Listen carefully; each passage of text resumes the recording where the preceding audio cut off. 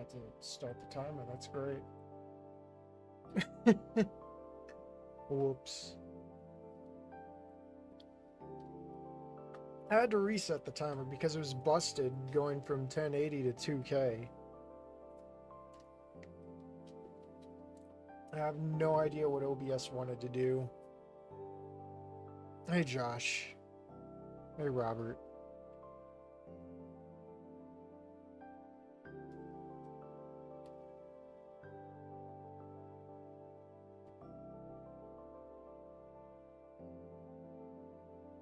Actually, I gotta see if the mod even works real quick. I was so busy fixing my timer, I didn't even see if the mod works, so I'm gonna do that real quick.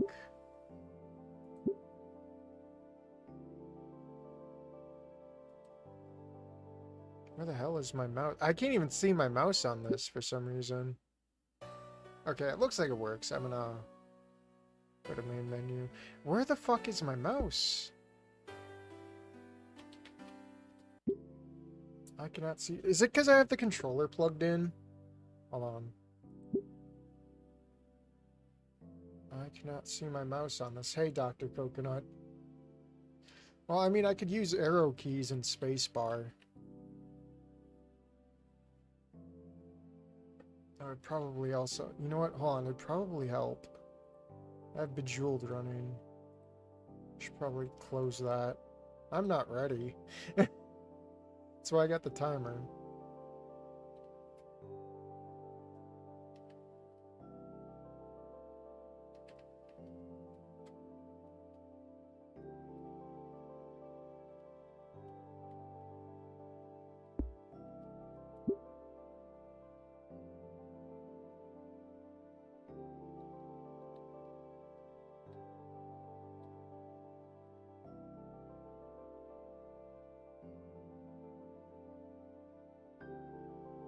I don't know what you do. Let me try rebooting. I need my mouse.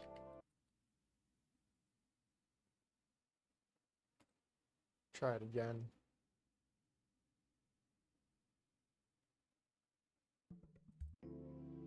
No, I still don't see my mouse. Let's see if I can search that up real quick.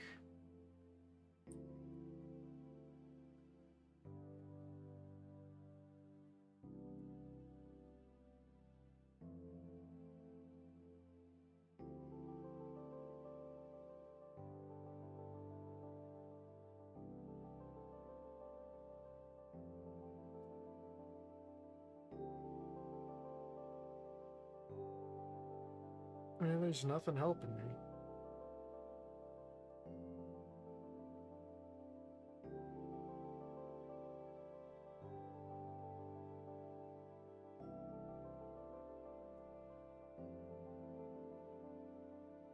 Hey Panda, it's time for views. Yeah, these will bring it.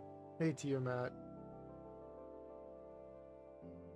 I just realized. Wait, yeah, chat's looking good on screen, I'd say.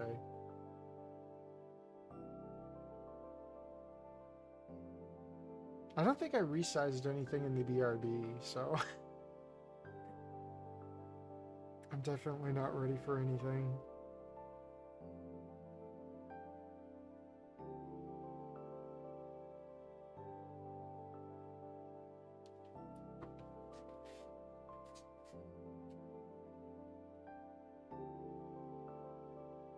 I can't even see. I bring up Steam overlay and I still can't even see the mouse. Wow. Maybe I'll put in something on the discussion boards and see if someone can help me with that. Because this is the first time it's done that.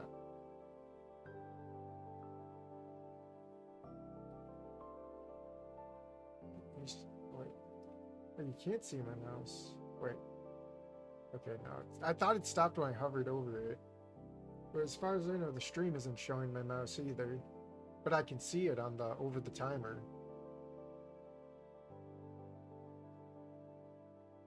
Is this a new or old mod? I think this is new. It's recent.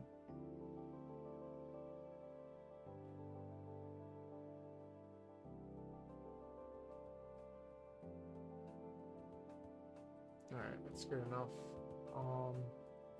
Edit the gameplay. Come on. There we go. So, you guys can't see my mouse. I can't see. We're not doing BRB. I guess I did resize it. Hold on. There we go. I have to click on it, and I can't do that. Well, I can, but I can't look at myself looking on it, so that makes it like twice as hard. Alright, mods. I have to do this all with arrow keys. I have to use the scrolling wheel, of course. New mod. Gritter Raisin released it a few days ago. It's based off a fanfic. That's why I read about. Was good first tune in the stream, and I just watched your Y mod stream last night. RIP.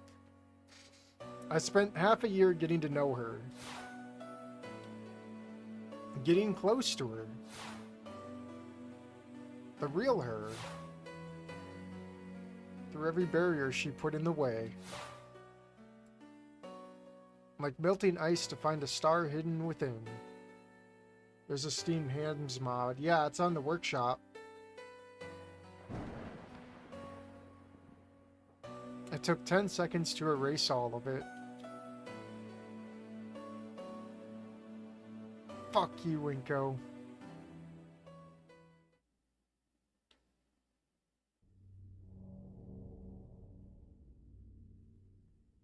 My eyes have been following the rotation of a ceiling fan overhead for close to 10 minutes now. Steamed clams, yeah. I haven't even bothered to turn on the lights when I got back to the house. I'm not gonna lie, as soon as another mod gets here, I'm probably gonna leave. Don't worry, Panda.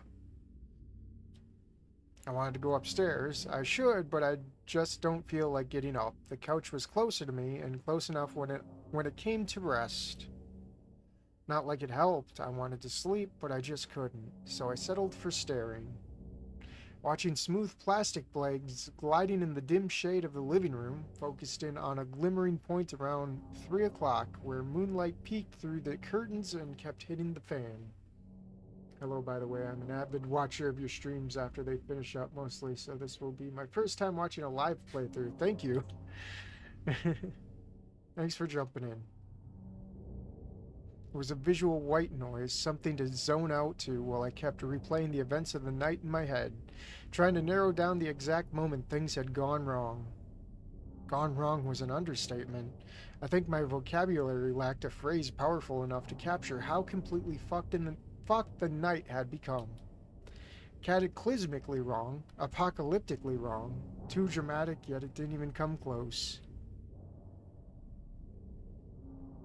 Which made it all the more ironic on how right everything had been at first. Getting ready, reaching the Payne's house, seeing her in that dress. Says some mods pretty much Inko, the simp longing for Olivia, the narcissist. That are, and yeah, it's an ending too, fanfic. Well, at least it's not a pool, so I'm willingly jump in, but thank you. Sublime. I felt like I'd walk on water. Holding her close in the limo, seeing that smile, gray eyes that could see through lesser men, warm as the sun, warmer than the heat of her body against me. Is this a sad one? I don't know. Then the way it made my head swim, I've never been drunk, but I imagine that I had been close to it. I think we never should have left the car, or so I had determined by this point. The moment we walked into the building, things began to slide out of control. The check-in. I can perfectly visualize the moment Ben had extended the piece of paper towards her. It was frozen in my mind's eye like a migraine pain that wouldn't go away. As long as it isn't ending one depressing, then we're fine. She doesn't like help, doesn't want it, never has, even if and when it came to something as important as that speech. Maybe if it had been brought up in another something gentler or more passive, or from someone else entirely, she might have been willing to give it a look. I want to blame Ben. He was like a shadow that kept casting himself across us, and every time he had reared his head, Olivia got a little uglier and a little colder. But he wasn't the one who got on the stage. He certainly wasn't the one to gas her up and tell her to share her story.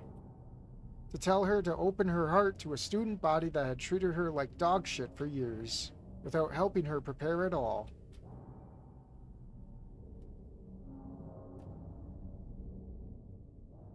You could have done more, dumbass. You should have done more. My inner monologue keeps screaming at me, beating me, yelling to the cue of sawing fan blades swinging as a blur on the ceiling. Oh, this is drink time.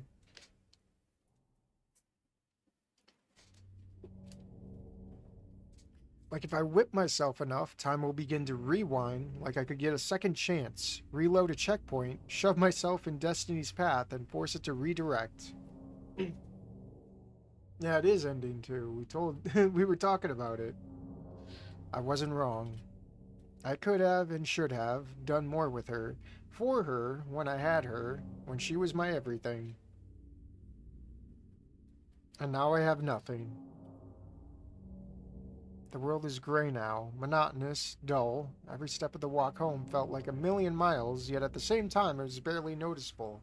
It was the truest expression of being on autopilot, and I didn't show the background or the image. Fuck you, Inko. No matter how much air fills my lungs, I just feel empty. The pit that had hollowed itself out with those 3 words won't go away. In movies, during times like this, the last few seconds before midnight, something magical happens. She calls me, she changes her mind, I call her, I beg her to change her mind, I run after her, I march through the sleet and snow and pound on the pain's door and reach for her. The only thing depressing is the quality of the writing. Something stupid, something drastic, something impossible always happens in cinema. But I know better. It's just the same craving, same futile longing that made her bust her knee up after Idekin passed. I'd try for a miracle. I finally tear myself away from the fan and close my eyes, breathing deep.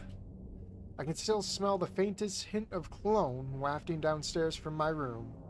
The lingering scents of soap from the bathrooms, the dull fabric stench of newly bought pieces of clothing, perfect for the dance. Reminders of a time just a few hours ago where I was a completely different man. Everything keeps reminding me of her. I do my best to focus on nothing, emptying my head of thought, hoping that if I distance myself enough from sensation, I'll finally lull to sleep. I'll finally get a reprieve from the waking nightmare my waking moments have become. Gradually, as I blank out, I stop noticing the support of the cushions beneath my back, the brushings of the jacket sleeves against my arms. I just exist. A weight finally begins to draw over my eyelids. I slowly exhale. The front door knob stirs. It clicks. I bolt up, arms flailing to catch me as I brace myself against the couch cushions. The leg closest to the ground shifts to plant my foot onto the floor. My eyes widen. Did she? The door yawns open with a dull whine, a figure in the doorway, consuming the threshold. A figure standing on 2 legs. I don't know what sinks faster, my face or my heart, for I'm blinded as the person lifts an arm and flicks the light switch.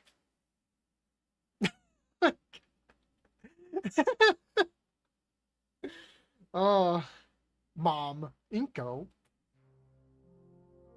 I groan, rubbing my eyes, peeking them open as they begin to adjust the light once more. Hey, Mom. Normally, much like Dad, Mom's expressions were more controlled and settled than any other person I had seen on the planet. Nothing could make her flinch. I had watched her weather the worst news possible before without so much as a wrinkle appearing. Never quite smiling, never quite frowning. At times it felt like she just didn't have a face. Not tonight. Her brow was furrowed, eyes squinted. Confusion was all about her. Even her movements were questioning, slowly taking a couple of steps forwards before pausing again. Who the hell is that? I know, right? Why are you here? she asked as she closed the door behind it, though noticeably didn't lock it like usual. Inko's mom. That confirmed my suspicions. This wasn't going to be an overnight stay. Well, I live here, so I swung myself up, sitting properly as I looked towards her. She shook her head with a roll of her eyes. Don't be like that. She walked forward and past me, moving towards the kitchen. She was wearing comfy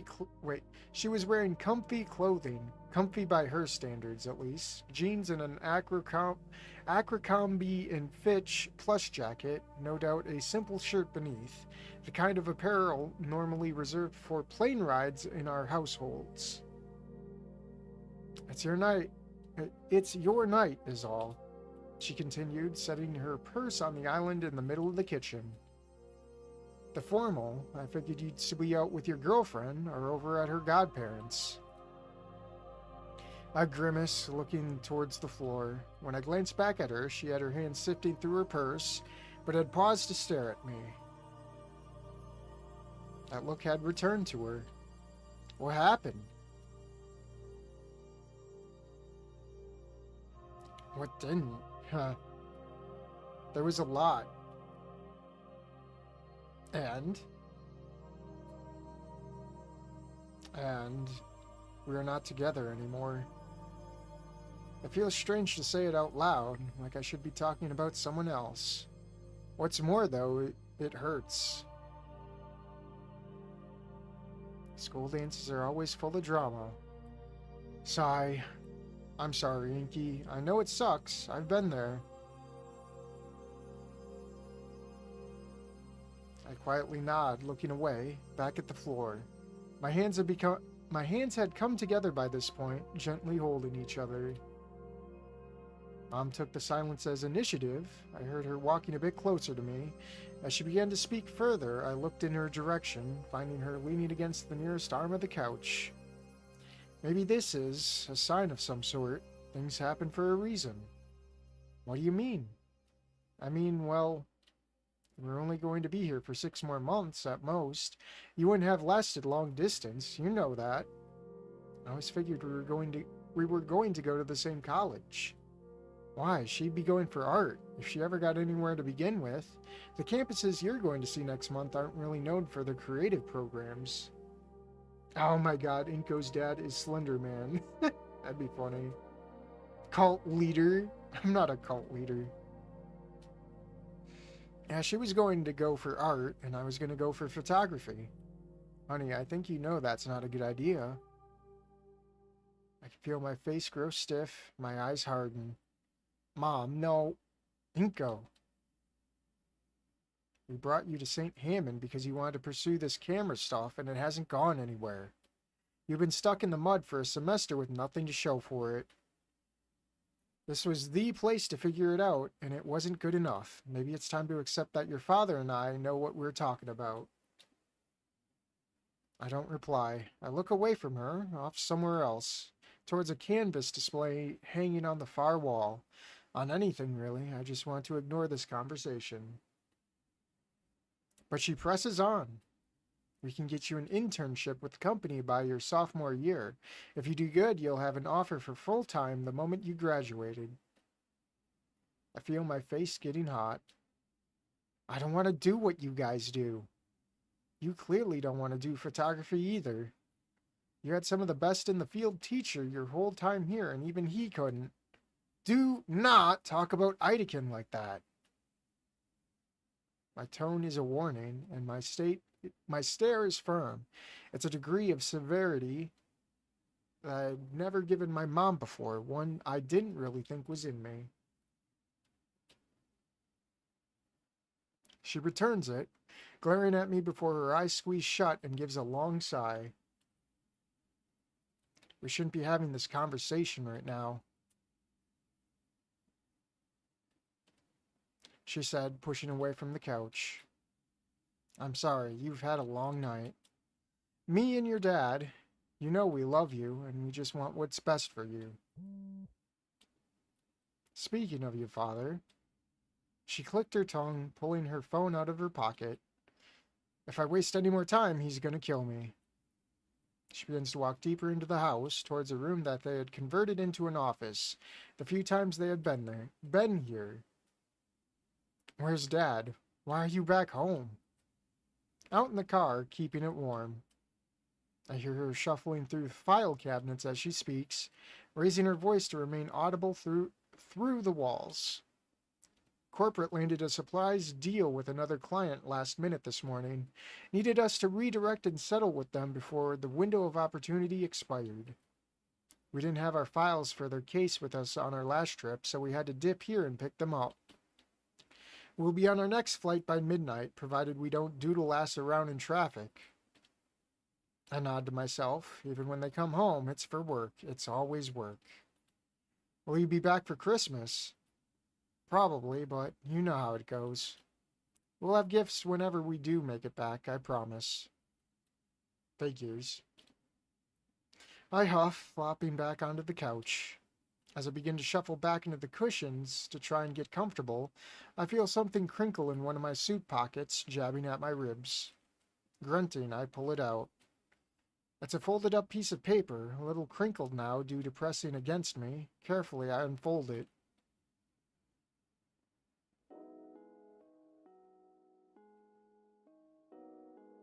I feel overburdened as I stare at the sketch. I gently brush a thumb against the 6-month-old lines, and my fingerprint becomes smudged with degrading red ink.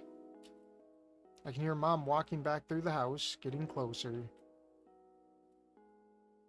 I hear her stuff something into her purse, picking it up as the chains around its hoops clink together. She begins to move past the couch, and pauses. What you looking at? Frowning, I reach the paper out to her and she accepts. She tilts her head. Is this you? Yeah, she drew that the day I met her. She let me keep it, and it was like a good luck charm, I guess. I was wanting to show it to her tonight at the end of the dance to remind her how far we had come. How close we used to be. Something stirs in Mom's face as she studies the sketch. She looks back at me, a soft frown on her features. Putting the paper down, she comes to lean upon the far arm of the couch once more. Every relationship hits rock, Cinco. No couple in the world doesn't have spats, and sometimes you just need space. And even if you don't get back together, the love you guys had and the experiences you shared aren't gone. You have that forever. But I don't want that. I want her back. I know I sound pathetic. I don't care. It's like a dam cracking open, eyes stinging, threatening to break down. My hands dig into my knees. And maybe she'll come back. I went back to your father. That makes me stop in my tracks. The storm bubbling up in my heart freezes. I back at her, gawking at Mom. You and Dad broke up? When? You've been together like my whole life. Not exactly true. She went to speak further, but her phone chimed out once more, another text alert. In a move I've never seen her do before, she popped the smartphone out, swiped it to silence, and jammed it back into her pocket. Dad's going to kill you. I think I'll manage. But no, we were apart for about half a year when you were very little, when you had just been born, really. Why? What was it over? Your father's cigarettes. You broke up with him over smoking. Wait, Dad smoked? I'm sitting up straight again by this point. This is one of those moments you rarely get in life. Parent lore. The forbidden knowledge of who Mom and Dad were before they were just Mom and Dad. No history in the world, no matter how bloody or pivotal, was as enthralling as this. Dad hated smokers. He never passed up a chance to sneer and badmouth a man with a cigarette in his mouth. He had complained about the stench of tobacco smoke countless times before, in the car, in restaurants, everywhere. He said it made him sick to his stomach.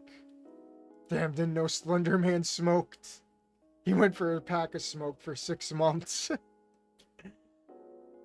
Like a freight train. Mom said with a laugh. She looked off elsewhere in the house, a distant look in her eyes, and a little smile on her face. He picked it back up during high school when he played football. He told me it was a little rite of passage that the team made incoming freshmen do. Some of them, like him, got hooked on the stuff, I guess. He always had a pack on him during college and beyond. So I was willing to tolerate it back then. It was just part of who he was. People had their vices, but that all changed when I got pregnant with you. She looked back to me, meeting my eyes. The moment we learned, I turned to him and told him that he had to stop. He had to start quitting there and then because I would never allow those cigarettes around our baby. Never. He got better for a time. It wasn't pretty, but he managed up until you were born. After a couple of months, I was called back into work and he had to watch you solo for a weekend while I was off on my first trip since the delivery. I got back home a day earlier than I planned. I decided to surprise him. And came back home to a house full of cigarette smoke, your cradle just a couple feet away from his recliner. At some point during her talking, I began to lean forward in my seat. My eyes were rapid and focused. I don't think I had blinked once. Wrapped in focus, sorry. I was beyond pissed. I don't think I've ever been that angry before. But what really set me off was hearing you cough. At just the right moment, you hacked and wheezed and began to cry. And that made me see red. She whistled, shaking her head once again. I screamed at him, told him I wanted a divorce, swooped you up and left. We stayed at my mom's for the rest of the year. It wasn't easy, but I refused to let that man near our child if he couldn't control it. If his addiction was that strong, he could be alone with it. A smile began to creep across her features. And then one day, middle of December, he calls me finally. He tells me he hasn't touched a light in 5 months and has kicked it. He begs me to see me and you again. And something about the way he spoke, I just knew he was being honest. She looked out towards the windows near the doorway. There, between the blinds, I can faintly see the outline of Dad's car. He hasn't touched one ever since. She looked back at me. People change for who they love. If they really love them, it just happens. If you cared about that girl as much as you say you did, you know the feeling I'm talking about. Who wrote this? Lifetime Originals?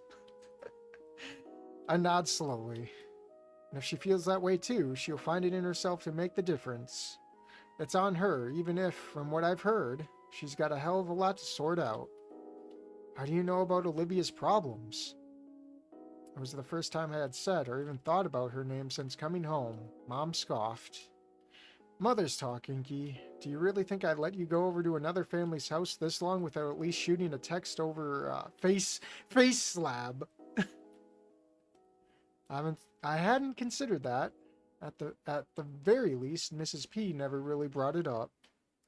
Mom pushed herself up from the couch's arm, walking closer to me. The small woman scooped me up in a tight hug, an embrace I reciprocated before she planted a kiss on my forehead. It's gonna get better, hon, one way or another, I promise. She paused, ruffling my metaphorical hair. It's late, and you've had a rough night. Get some sleep, okay? We'll text you once we're off the plane. All right, Mom, I will. Love you. Tell Dad I said I love him, too. Love you too, Inky. She said as she neared the doorway. Don't forget to lock this, okay? Good night. Mom walked through the door, pausing to take one last look at me before she closed it. I faintly hear her footsteps fade off outside, the low hum of a car engine growling to life picking up some moments after before it too trails away. I crash back into the cushions one final time. I glance towards the crinkled form of Olivia's red sketch of me on the table, only to find my eyes struggling to keep open. As the sleep I so desperately craved not long ago finally begins to crawl over me, I think back one last time on what she said, on what I'm thinking, on what I'm hoping. I'd try for a miracle. I'm gonna take a drink.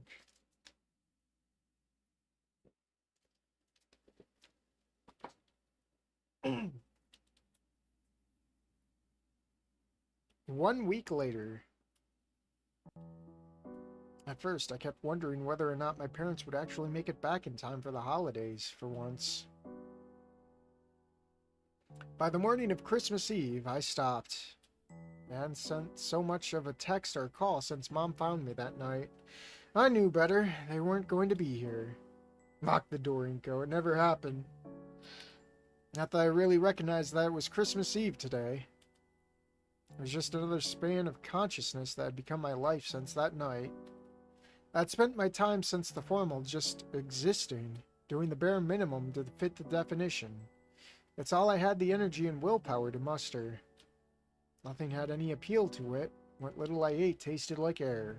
My sleep was dreamless. Neither TV nor anything to be found on the computer was of substance. It may as well have been static. There's one thing that did have meaning, day in, day out. One item that had become the sole obsessive fixation of my mind. My phone. I wasn't entirely truthful. The smartphone was just a link, a bridge to reach the true object of my desire. Her. I wanted to see her, touch her, feel her palm against mine, the perfect interlink of our fingers against one another, the way her claw tips raked tiny white lines against my skin. Hear the way she teased me, laughed at me, whispered in my ear. The sight of her smile, the depths of her eyes. It wasn't just a want, it was a need. Longing, yearning, she had become like a drug, something I didn't realize I was an addict for until I was suddenly without it. I had dealt with loneliness the entirety of my life. It was the default mode of my social being, but going back to that now was like being cast out to wither in the cold. Senshi, I feel like this is going down a route of Inko sulks around and tries to get back with Olivia, but fails and sulks some more. I don't know, people like this mod. You'll see.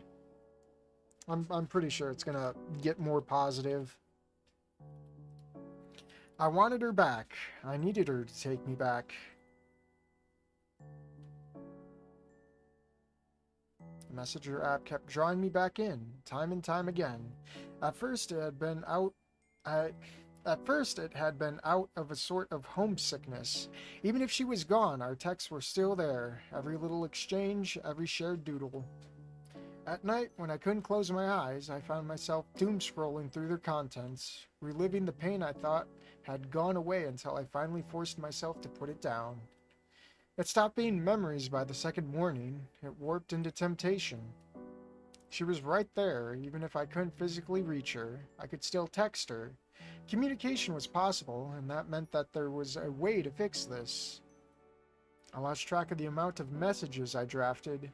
Some of them were short, easygoing greetings. Hey, what's up? Hello. Sometimes I got bolder, even threw in a few extra syllables. How have you been? You doing okay? Sometimes my fingers started typing before my mind truly processed what I was doing. Rambling at the screen, paragraph by paragraph. At first, I was just asking to speak to her in person, but as the days stretched on, the attempts devolved into frantic apologies. I had thought it was right to speak my mind that night, but now I just don't care anymore. I could be in the wrong. If that was what it would take to bring us back together again. Being to blame is better fate than being alone. Of course, I never actually sent any of those would-be messages. I was too chicken shit to do that. I really hadn't changed much since coming to St. Hammond. My finger would hover an inch above the send button, those 4 blue letters glowing bright as the sun. It was the simplest motion possible. Just lower the finger, hear the phone hum and chime, and wait. And just like each time before, I'd just delete it all and close the app again. A silent agreement to repeat the ordeal once more in a couple of hours. The same urge was starting to creep over me now. I had been slumped on the couch in the living room when I felt it tickle my brain. I had been there for a few hours by that point, a half-eaten breakfast burrito on the table in front of me. Off to the side, near the furthest leg of the couch, a growing mound of trash had begun to build up. Not entirely different from the debris that had cluttered the area when I fell ill earlier in the semester, only this time I had neither the common cave cold nor the homemade Inca walk to blame for it. Other areas of the kitchen had been left in similar states of uncleanliness. I had tried to make an effort to be better about this sort of thing after she found the place like this that day, but now I just couldn't muster the urge to care. I wasn't going anywhere, I could always deal with it later, but later just never really came. I had been zoning out to the return of HBCO's Game of Stones for a while now. I never really cared for the series that much. Fantasy wasn't exactly my thing, but it was as good for background noise as anything else. Besides, it had a certain charm to it. Whereas the god of tits and wine, Peter Dinkylostius, cries from the television, earning a little snort from me. Whatever followed in the fictional exchange slowly petered out of focus, though, while the still, dead-screen form of my phone beckoned to me from the periphery of my eye. It's Christmas Eve, I think to myself. It's been nearly a week. Maybe this is the moment. My hand begins to reach, only for my fingers to clench. I can feel my brow knit in frustration. It's so stupid, acting so hesitant over a goddamn text, treating my Nokia like it's a venomous snake. Every time this dance starts, it ends with my knots dancing tight within my stomach. And then I think of her, and fool courage numbs my mind. Inko's gonna be a Discord mod. I lunge for the phone. Desperation's in full control. Raptor Jesus is taking the wheel, and this time there's nothing stopping it. My fingers are flying as fast as they can, drumming up the most pathetic thing I ever possibly written before. I miss you so much. I'm so sorry I can't stand being away from you any longer. Take me back, Olivia. I'll do anything. I just want a chance. Please. Please. Oh no! Oh no!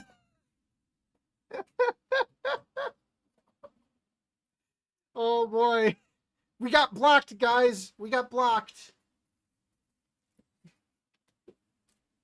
Alright, I'm gonna just hit ignore and see what happens. I don't know why I get all the errors, dude. My thumb shivers to a halt.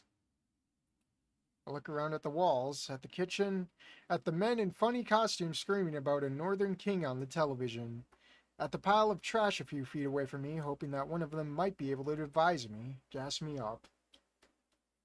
Tell me the secrets to beating this. Wait, tell me the secret to beating this. I hope we get hit with another error. That'd be hilarious. And then my thumb lowers again on the backspace. And then Olivia gets creeped out by his stalker behavior at the end. Yeah, that's what happened. He got blocked.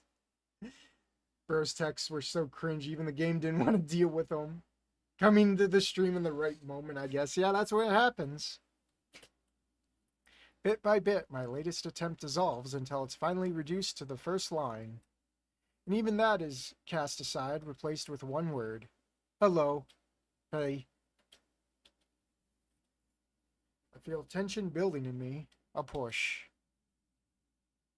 I'm going to do it this time. I really going to do it. He became a simp and it crashes. There's no going back. I have to. Error. But what if I don't? What if I just do it later? What if it goes bad? What if she's not ready? If I fuck this up, it could be forever. My thumb slowly pivots from send and delete. Over and over again, 3 letters hanging over my mind and heart like a vocabularic sword of Damocles. I don't know how to say that. And then it pauses. Hun, people change for who they love. This isn't healthy. I say aloud to no one but myself. This is the opposite of change. It's stagnation. Wallowing my own pity, despair, and literal filth, waiting for a second chance to be dropped into my lap. I don't even bother deleting the message. I just toss the smartphone away with a groan as my hands come to massage my face. It smacks against the far couch arm before flopping onto its back, screen up. I look back at the television, trying to distance myself from my latest fit of pining, only to realize with a frown that I was so focused on text begging that I had completely tuned out from whatever the hell was happening. Some gold-haired velociraptor is sitting on a spiky chair and screaming at a wailing parasaur on the floor. What? Screw this, I muttered, grabbing the remote and flicking the television off.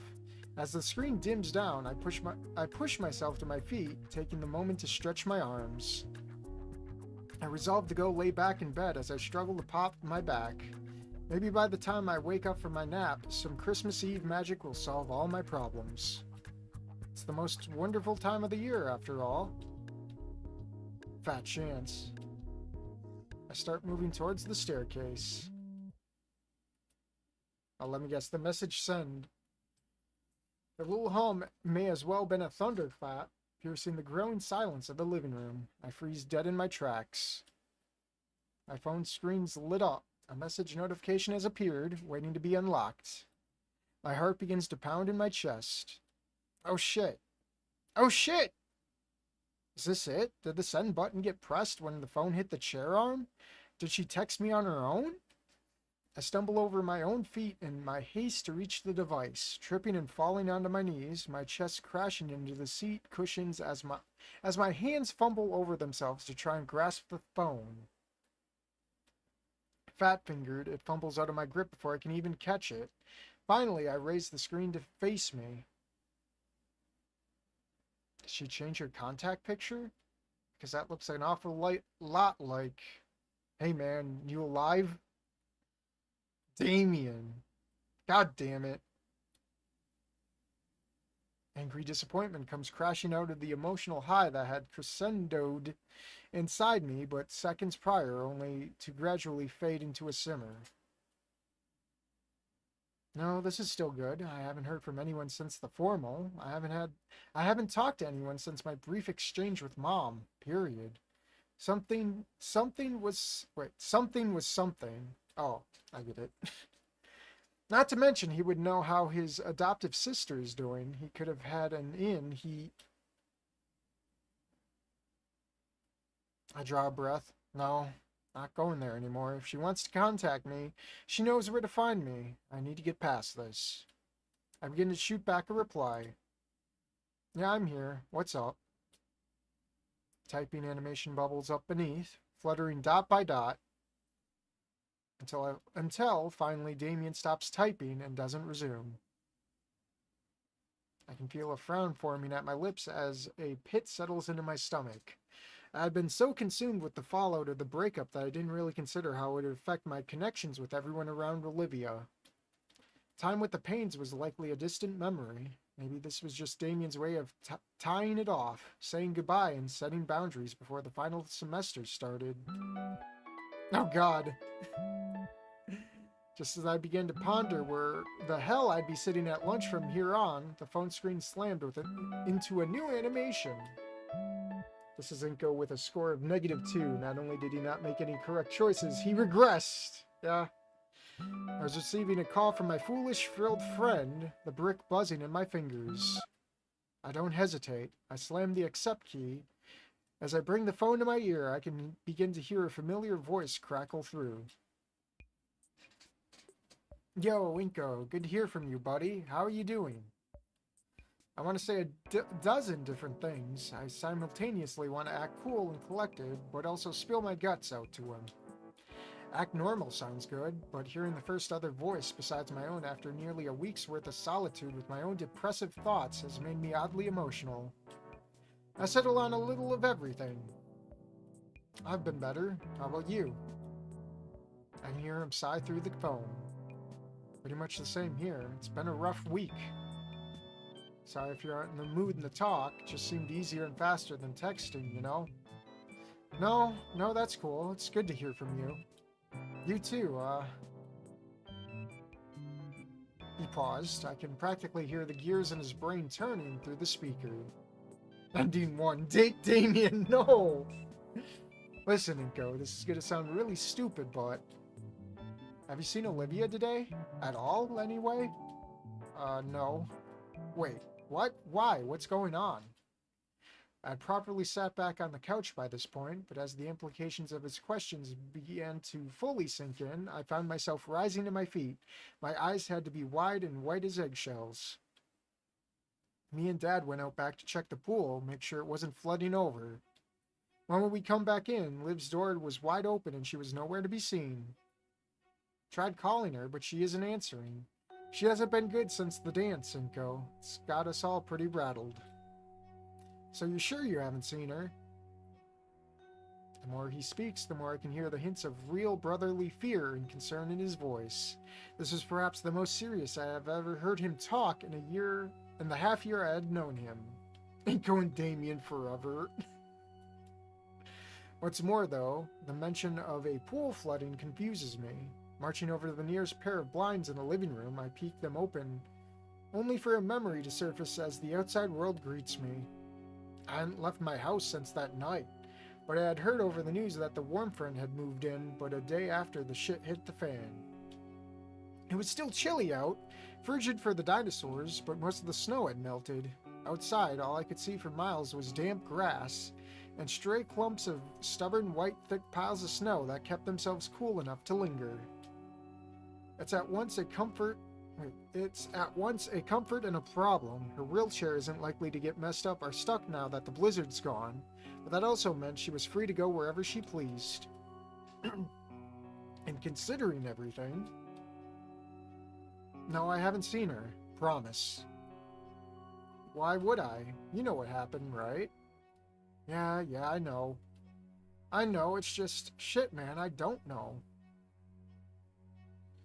Pause returns and lingers for some seconds. As I step away from the blinds, he begins to speak again.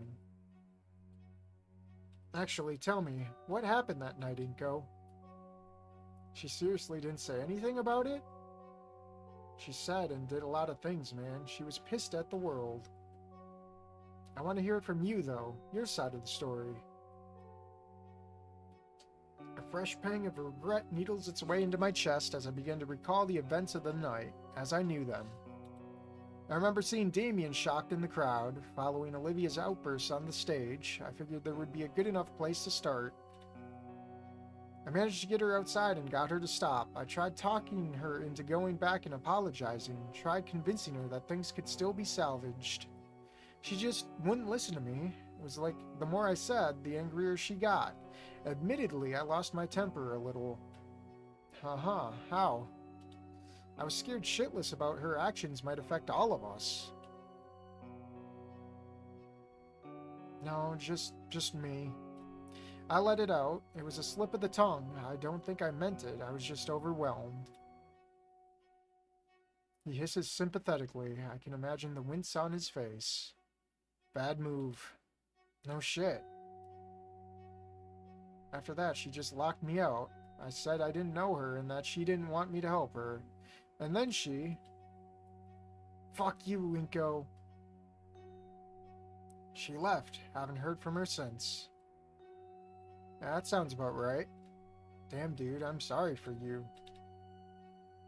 I know what to say. I feel a little bit of warmth hearing at least one person lift me up, but it just feels empty. It doesn't change anything. She's still gone. How is she? Not good, bro. He sighs again. As he talks more, I can hear the phone connection stutter and pop. He's moving around, likely pacing out of anxiety.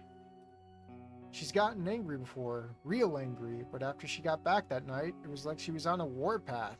Screamed and shut everyone out, heard her breaking shit in her room. After that, it was just quiet. Didn't say a thing, didn't come outside. Until now? Yeah, until now. Found the door open, can't find her anywhere, and you know the rest. Damien, how the hell do you lose someone in a wheelchair? I don't know, dude! Her new wheels are too quiet, and you know how fast she can book it. She was locked in one moment, and suddenly she's gone. Vinny and Mom didn't even know she had opened the door. Sorry, I ain't blaming you. I'm worried too, man. You're fine. Thanks for talking, though. I'm gonna go poke a few others, see if they might know something. Hopefully, if not, then, well... His voice trails off. I get you, man. Thanks for calling me. I appreciate it. Are you doing okay, Inko? Like, really, how are you? I try to do what dudes do with dudes. Hold it in. Nah, I'm doing terrible, man. This fucking sucks. I can feel myself deflating like a pop balloon. My shoulders drooping. Feels weak to say it out loud, but it's also kind of a weight off my shoulders. 10 plus stealth on that damn wheelchair. It was giving me the chance to finally voice the funk that had been haunting me for the last week. I can imagine. Inko, you're my friend. Liz is too. Even if Liz doesn't want to date you anyway. Even if... Oh, Liv! Here I am fucking shit up. Even if Liv doesn't want to date you anymore, me, Mom, Pop, heck, even Vinny, we know what kind of person you are. We still love you. You got a place here if you need it, okay? I wasn't expecting that. It stuns me in place. I don't even know how to process it. It feels fake to a degree, like I'm expecting a psych. Some sort of punchline to let me know it was just a joke. One big fucking joke, with me at the epicenter. But it doesn't come. Inko, you there? I can feel something stinging at my eyes. I swallow hard, raising a wrist to wipe them. I'm sorry this mod is boring. Gonna walk my dog. I don't blame you. That's one of those where it's like overly verbose, I guess. Yeah, I'm here. Thanks, dude. I needed that. I'm glad I met you guys. Me too, man. I'm gonna dip, but if you need me or any of us, you got our numbers. You good? I think I am. See you, man. Bye. Bye-bye. The line chimes shut. I hold the phone close to my chest for a moment, playing back what had just happened in my head. We still love you. That hole, the hollowness that had settled in my chest since that night, it finally felt a little less everything. Certified bro moment. It made me want to smile. And then I glanced back at the window I had peered out for a while. I was on the phone. Walking back across the living room, I stare out at the chilly marshscape that post-snow Volcadera Bluffs had become. She's out there somewhere, alone, doing cave God knows what, after the shit we put each other through. It takes all of a second for me to determine what I must do. I was barely thinking as I raced upstairs, flinging off the dingy clothing I had been decaying in for nearly a week. Saving the girl and hopefully our relationship called for something better. Some cleaner, something warmer. Designer jeans, check. Jacket, check. Sunglasses. You fucking know it. In my haste to reach the front door downstairs, I nearly forgot my wallet and keys. Stumbling back a couple steps, my momentum lagging my stride, I lean over to the counter and swipe both up. I checked my phone one last time. It's now reaching noon. She could be anywhere out there, but whether she wants to admit it or not, I have gotten to know her, and know how she thinks. The arcade? Slim chance. Something to eat? Too dramatic. She wouldn't go through this much effort for food. The high school is probably the last she'd want to be at right now. Maybe the local art center? Could be looking for motivation. Or what about Idekin's grave? Wait, had he even been buried yet? Shit, I can't remember. So consumed as I am with pacing about and pondering where to begin searching first, I scarcely realized that there was just a knock at the door. I freeze, my head slowly creeps to stare at the doorway. It's silent. I don't hear footsteps outside. I hadn't heard any to begin with. Slowly, so slowly, I take a step towards the door. And another, and another. I bring my eye up to the peephole. And I don't see anyone. That's probably because it's Olivia and she's in the wheelchair. I scowl, leaning away. Probably just some dumb kids pulling a prank. Ding-dong ditching still popular with the youth, right? And yet, as I start walking away, something knocks at the door a second time. Harder now. I fully realize that I couldn't see anyone. I become a being of contradictions. All at once, I feel like something impossible is weighing down on me, preventing me from moving, but something else inside me is roaring at me to turn around and go for it. My heart can't figure out if it wants to go fucking crazy or slow to a stop. My breathing feels funny. I can feel trembles in my fingers. I move back to the door and begin to open it. And everything stops. Silver on yellow, eyes like ice. The loudest guitar solo in the history of the world is wailing in my soul. Every sensation is an overload. In the truest sense of the word, I'm stunned. Drop dead. Speechless. I don't know how long I stare, probably too long. And go off his meds. It felt like forever, but it may have just been a moment. A second stretch to its fullest, playing out into infinity. What do I say? Say something. Fucking say something. Anything. Hey.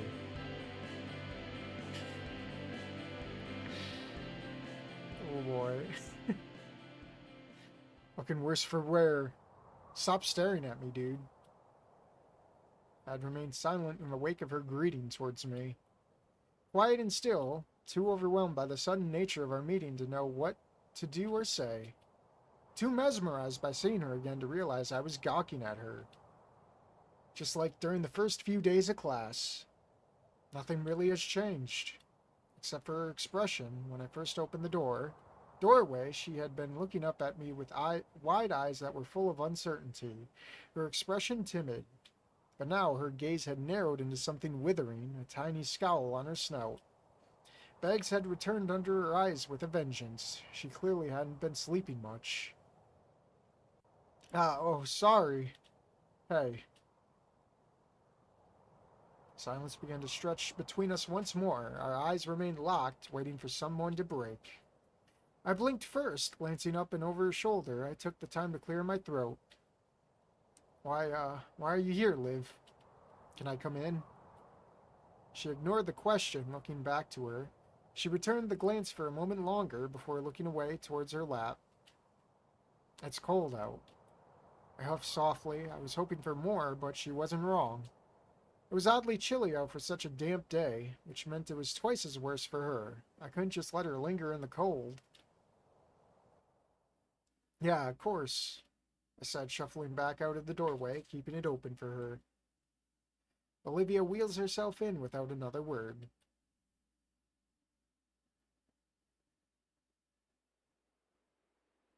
As she moves, she's gonna see all the mess. As she moves past me, my eyes follow her, and then beyond her to the dismal state of the living room. Damn, boy, you live like this? My mouth curls into a frown. This was the worst possible time she could have chosen to visit. Looks like a pigsty, and what's worse is it doesn't take her long to call it out as much. You're not cleaning up after yourself again? She dryly noted, looking off in the direction of the couch and the little hill of garbage near its left legs. Warm blood supremacy. I know. You can't start doing that again, dude. I know! I repeat, my voice raising as I feel a flare of irritation rise in me. My eyes swivel back towards Olivia, only to see that she's looking at me again, too. The scowl's left her by this point. She just looks tired. Dead to the world. Whatever agitation that could have been building is doused, my brow furrowing. There's just been a lot recently. She doesn't seem interested in the meager justification, looking away from me, continuing to inspect the dismal state of my household. She just stays quiet, saying nothing. She wheels herself over to one of the canvas paintings my parents had decorated the walls of the hallway with, staring up at it. The silence begins to eat me. Are you doing okay, Liv? She doesn't respond. Her eyes lower from the painting towards the floor. Finally, she shrugs. It is what it is. She looks at me, dead in the eyes once again. How about you? You good? I'm fine. No, you're not. She cuts me off. I freeze, not sure what I'm supposed to say in response to that. She keeps staring at me. It comes to me eventually. Neither are you.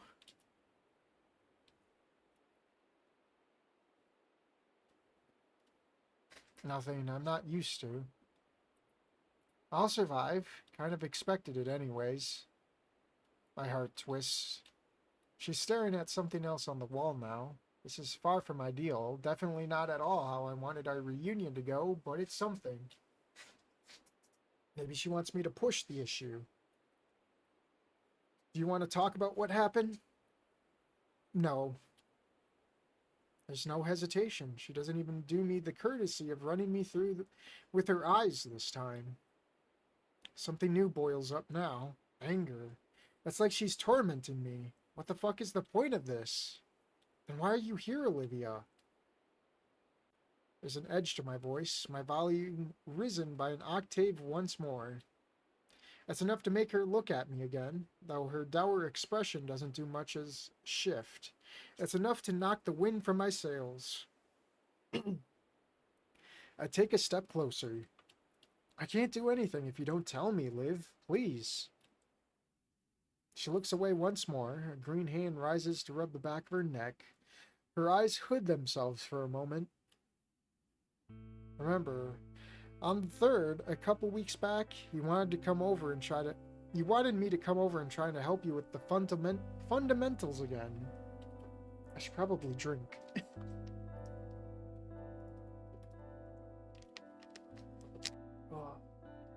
I nod silently. I can feel the tiniest hint of a smile tugging at my lips. It was a nice memory. I hadn't actually gotten any better at painting, but just having the opportunity to sit there quietly with her while she lost herself in the joy of teaching her art form, I didn't realize how much I missed those moments. She seems to see my gesture out of the corner of her eye and continues. I brought a couple of those good brushes over, especially the big flat one with the blue... The Veloci Maestro one. She blinked, looking over at me finally. The fact that I actually remembered what it was seemed to catch her by surprise. Truth be told, I had done my best to retain the rant on the importance of brush quality and the reasons she preferred that particularly line. It was an expensive one she rarely got, but she did her best to make them last. I had hoped to get her a whole new set for them for Christmas. The aftermath of the formal killed that idea. Yeah, that one. She fell silent again. Discomfort flashed across her features before her face hardened. She closed her eyes and took a breath. Meanwhile, I could only find myself beginning to grow confused. Why in the world was she bringing up brushes? I started a new project, and I can't find it at home. I think I left it here on accident. I was hoping you might be able to find it and give it back. Oh boy. What? I'm dumbstruck. No doubt there's some stupid look frozen on my face. I don't know what to do, what to say. She can't be for real. I finally speak. My voice is barely above a mutter. Seriously? She wasn't looking at me again, but she nodded after a moment of hesitation. Yeah, seriously. You're just here for a brush? I'm just here for the brush, Inko. Her eyes whipped up at me as she used my name. Her gaze was hard, firm, but swiftly wavering. I noticed that she had begun to grip the armrest of her wheelchair tightly. This is ridiculous. There's no way she'd ever do something like this. And yet she absolutely would, I begin to realize. Because that's who she is. She really hasn't changed. It's the confrontation with Liz at the tower all over again.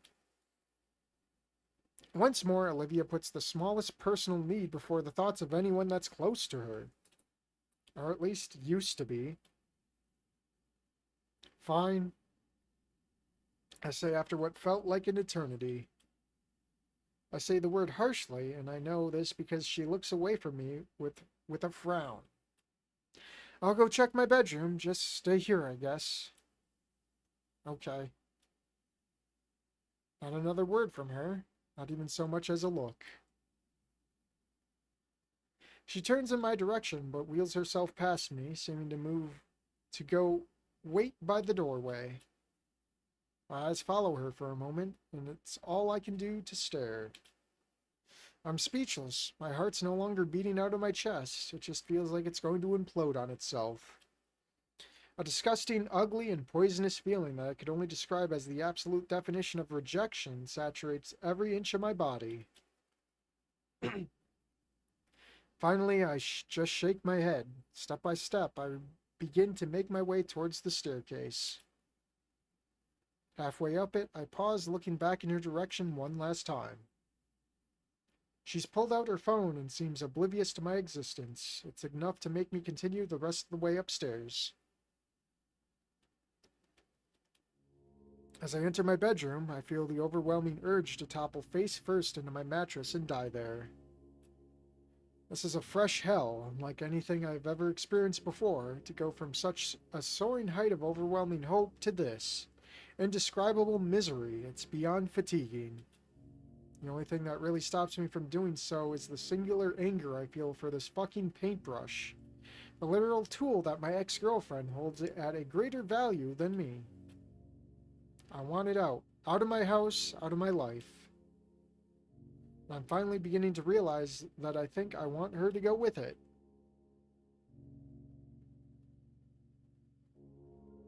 But before long, I'm coming up short because I can't find the damn thing anywhere. That glare is intense. I thoroughly scour every possible inch of my dwelling under the bed, and the covers, on the shelves, in my closet, here, there, everywhere.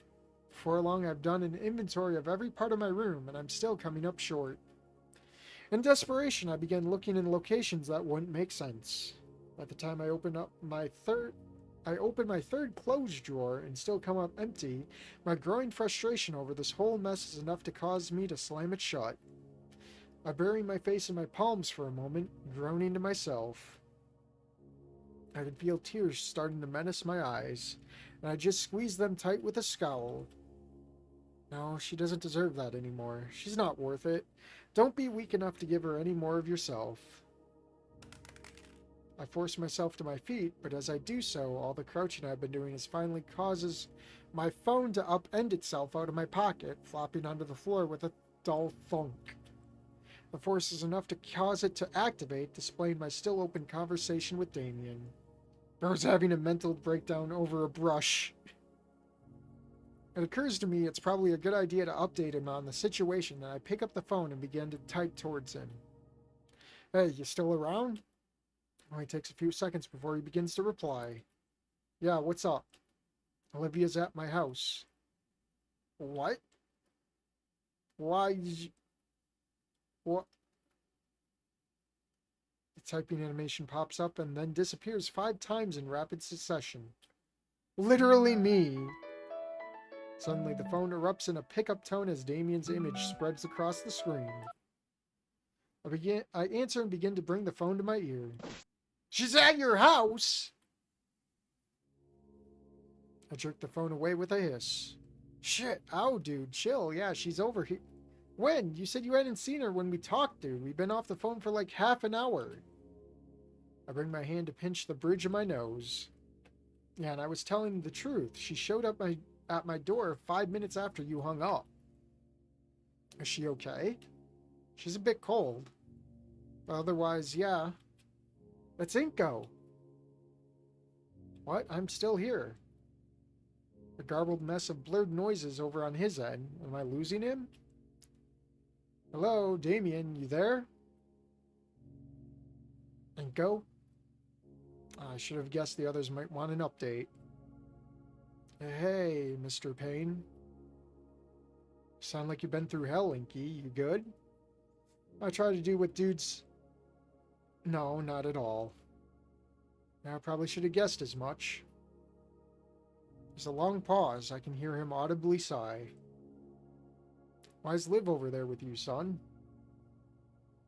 I feel myself wilt at his tone. He's doing his best not to sound accusatory. I know he is, but fatherly concern is evident in his voice. She just showed up out of nowhere maybe 15 minutes ago, sir. She's not really saying much. She was asking me to give her back a paintbrush. She's there for a paintbrush. He repeats my own words back at me, his voice full of disbelief. Caught me off guard too, sir. This sucks. I know how stupid I have to sound. Saying it aloud only reinforces how bizarre the situation is to me. He doesn't respond for some moments before, judging by his slightly audible breathing and handful of other background noise, he's moving in his house. Finally, he comes to a pause. What brush is she wanting exactly? It's called a Velocity. It's one of those expensive brushes she likes. This one's got a wide brush on it. Back bristles, blue handle? That makes me blink, huh? Yeah, actually, how'd you know? Silence. Finally, he sighs. Call it a hunch. Inko, promise me you're not going to do anything stupid. You know I won't, sir. I know you're a good kid. I'm worried about Liv. Don't let her do anything stupid either. I'll try not to. If you need us to come get her, you know who to call. Open my mouth to speak, but he hangs up. I pull my phone away with a puzzled expression. I felt off, like there should have been more to that conversation. At least a proper farewell. Was it just a Boomersaurus thing to end calls abruptly? Shaking my head, I shove my phone back into the pocket of my pants once again. I take a cursory look about my room one final time, thinking that maybe I might finally catch this oh-so-important painting instrument among the clutter at long last. Only to come up short again. Wherever it isn't up here anymore. Seems Olivia came all this way for nothing. It ain't the brush, it's him. Something about the bitterness that's consuming me makes that a bit satisfying, but the satisfaction quickly faded. The bitterness lingers. As I come downstairs once more, I notice that Olivia has moved further into the living room once more. She's holding a piece of paper in her hands, staring at it, studying it like her life depended on it. It's that drawing! She grips it tightly in her right hand, and her left is pock-marking holes into the armrest beneath as her clawed tips dig in. There's no way she didn't hear me talking upstairs. Her hearing's always been too sharp for her own good. As I step off the last step and onto the floorboard, she glances up at me. She lowers the paper into her lap. I can see the red lines colored on it. You kept this? I just nod. Even after last week. I kept the other doodles you gave me too.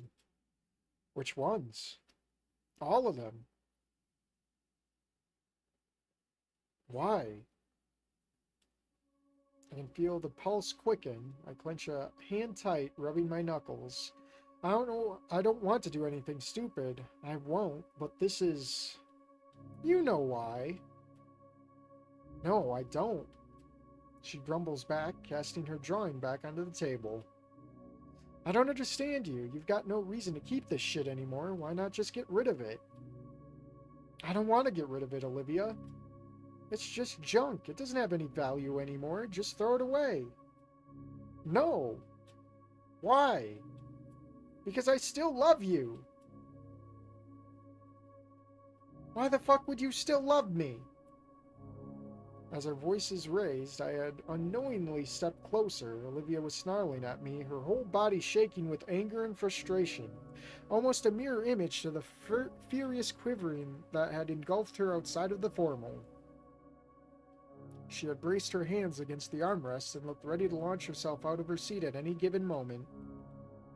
I was no better. My hands were shaking, and I could feel the trail of tears trickling down my cheeks. I tried to open my mouth, but she just pushed herself forward, jamming a finger up at me. Stop fucking lying to me. Her voice cracks as whatever she was holding back was finally breaking free. Don't give me this pity horse shit. I know I hurt you. Fucking admit it. Yeah, you did. You walked away from me, didn't say another word, left me alone only to come back for a... Ugh. Just because you're being being a self-centered dumbass doesn't mean I stopped caring about you. You don't mean that. She hissed, her face scrunched up in a pained sneer. Everyone else is turning their back on me, and you'll leave too. I don't need you. Don't you get that, idiot? I don't need you. Just let it go. I don't want to be needed, Liv. I want to be... God damn it, Inko. Just say we're through. You really think I want that? Maybe I do. My hands clamped down on Olivia's armrests. Are you fucking stupid? We were inches from one another, eye to eye, ragged breathing, emotional wrecks.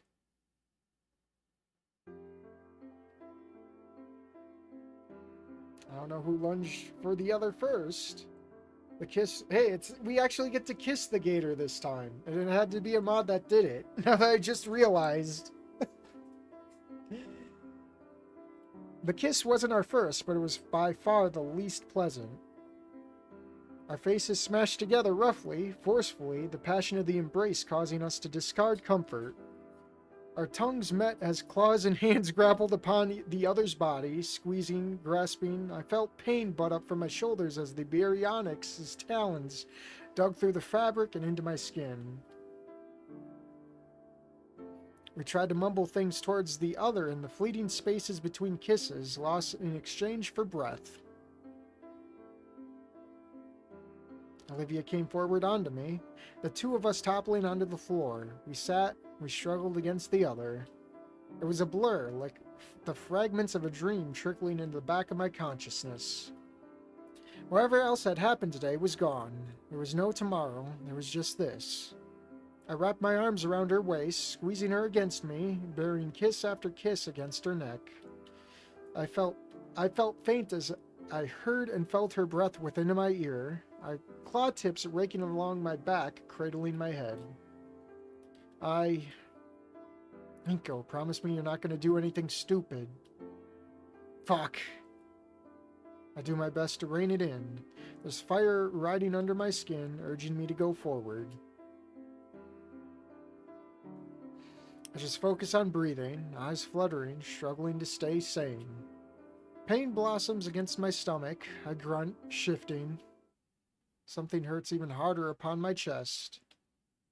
Shit, Liv! I lean away only to realize she's punching me, hitting me again and again in the torso. She flails her fists against me as her breathing hitches harder and harder before my hands can find her waist, forcing her to a standstill. Before I can ask her to stop, she crumbles. The moment I release her arms, they wrap tightly around me, clinging for dear life. She wails, crying freely now, curling closer as she hiccups and sobs.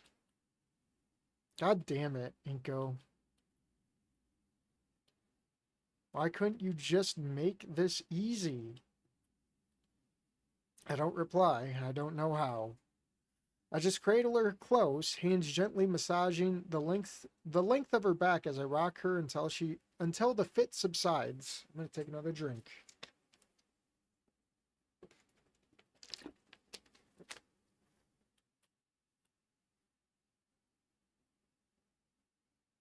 Over the course of minutes, the crying diminishes to a soft sniffles, and even that goes quiet after enough time.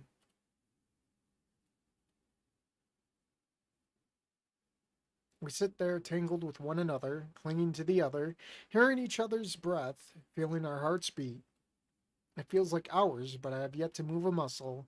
I don't want to. I'm afraid this is going to fade away and I'm going to wake up on the couch. I reach a hand to find one of her own. The moment I tug at her claw, her fingers wrap tight around mine and squeeze. I bring it close, feeling the cool flat of her hand against my cheek. I decide to break the silence. I couldn't find the brush. I know. It's not here. What? You're such a dumbass. She mumbles, but her head only pulls a bit closer into my chest. It's not here, Inko. It was never here. I don't understand, Liv. Why go through all this? You could have just said you wanted to see me. Her eyes squeeze shut, and her breathing hitches again. She presses her arm to my chest, and though her voice is rattled, she manages to speak. I fucked up so bad, Inko. I fucked everything up. And I fucked us up with it. I can deal with disappointing others, having them be hurt, but I don't know how to deal with you. I thought if I came here, you might be like the rest, and I could just move on and let it go. I can deal with hate, but you, the fucking drawings... She breaks again, shuddering. It's so much worse, though, because now I know you're not that, and I don't. I'm not going anywhere, Liv. You got me. Her eyes open, engulfing my world again. She sniffles, stammering as she tries to speak. I want to be better. I'll help you get better. I'll help you get there. She pulls closer, hiding against me, and I wrap my arms around her once more. She could pulverize me if she wanted to, but she feels so frail right now, like the shortest breeze would tear her apart. She won't let me go. Neither will I.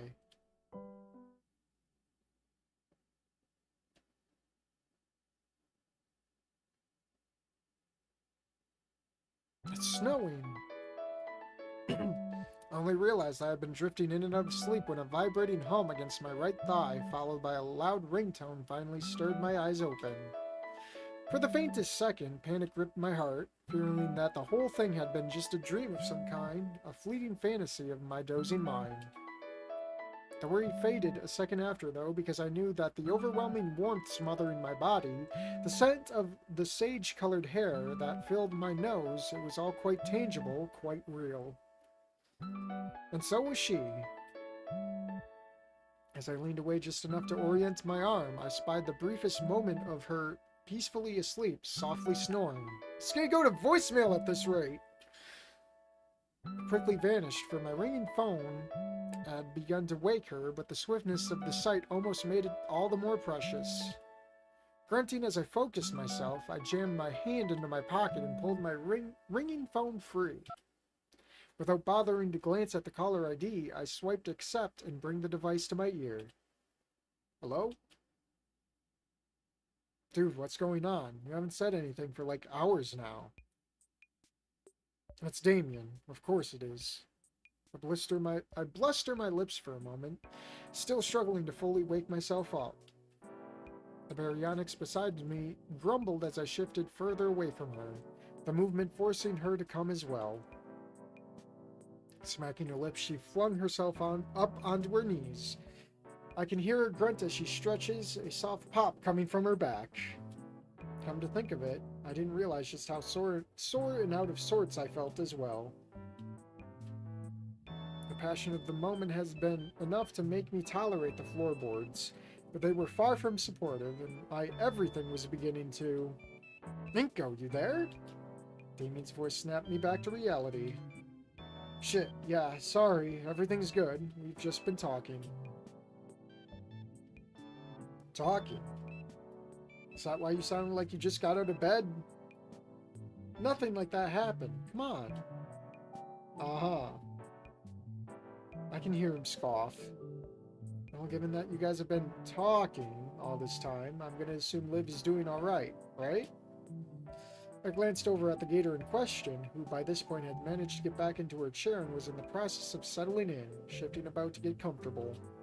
The fact that she could do her little knee scoot walk with such a lack of noise would never not catch me off guard. Her eyes met mine. I see the tiniest awkward smile upon her lips. Yeah, I think she's doing good. It's been productive. For real? You hear a bit of excitement creep onto the Dillo Spino's voice. That's great, dude. Awesome. Well, I hate to like butt in on you guys patching stuff up, but Mom and Dad are getting a little antsy. I think it's time she comes home, if you don't mind. Pushing myself to my feet, I catch a digital clock near the living room television. It was a few minutes past 4 p.m. Had we really been slumped on the hardwood for 4 hours? Nah, I get it. I didn't realize time had gotten away from us so much. I'll help her get back to your place, alright? Don't want Liv on her own once the sun starts setting. Thanks, man. I appreciate it. You better hurry. The weather's getting crazy out there. Huh? What do you mean? Before I can finish my question, my gaze goes through the window only to see the state of the world outside. Dark clouds covered the sky, dropping tiny snowflakes on the ground. It's snowing again? Yeah, dude, winter's back. You just noticed it now? Must have started when we were dozing off on the floorboard. I just didn't see that coming. Yeah, we didn't too. I'm not exactly happy about that. Still, it's Christmas today, so it's fitting that it snows. Wait, did we spend the whole night here? Because wasn't it just like Christmas Eve yesterday? Or like today was supposed to be Christmas Eve, and now Damien's saying it's Christmas. Are you going to be okay going here? Moving to the window, I observed the snowflakes falling onto the ground in my yard. Judging by a very thin layer of white powder lying on the grass, it just started snowing recently. If we go now, there should be no problem moving Olivia to her house. Yeah, we will manage. I'll see you at the house. You too. See ya. I stuff my phone back into my pocket as I hang up, before taking the time sling my arms towards the ceiling. My aching muscles scream as I bend my limbs, earning a hiss of effort from me. God, that was going to suck for the rest of the day. Completely worth it, though. As I move closer to Olivia, she gives me a questioning look. It was Damien. He was just checking in on us. Figures. Uncle Mr. Payne probably wants me back before they get started on their Christmas Eve stuff. Holidays are always a big deal to them. They're probably more worried about you being safe than you missing the celebrations, Liv. She just shrugs, not raising an argument, but the way she looks away from me is all the hint I need. Come on, I'm gonna walk you back. More time for us to spend together. Sound good? Okay. Moving past the front door with her, I close and lock the door behind us. Oh god, we got Stardew Valley music! Oh god.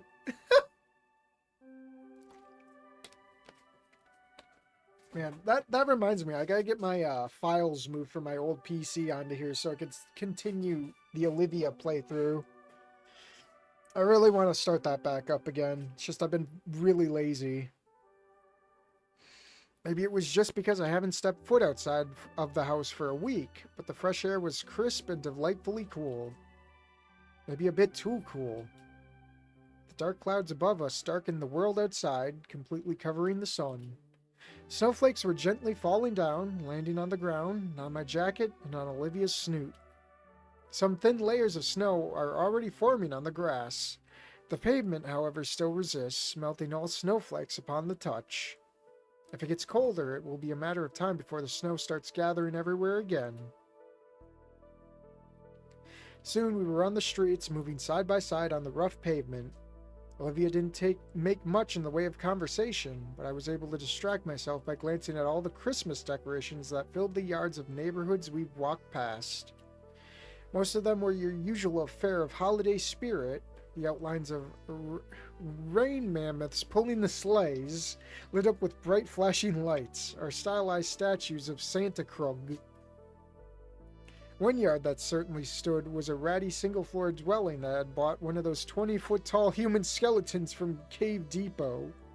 The huge construct towered above the rest of their cheap-looking decorations, clenching a bulbous styrofoam candy cane in one of its claws. A Santa hat rested ajar on its skull. Gawking at the beautiful bony boy, I nudge Olivia's shoulder to get her attention before she wheels too far away.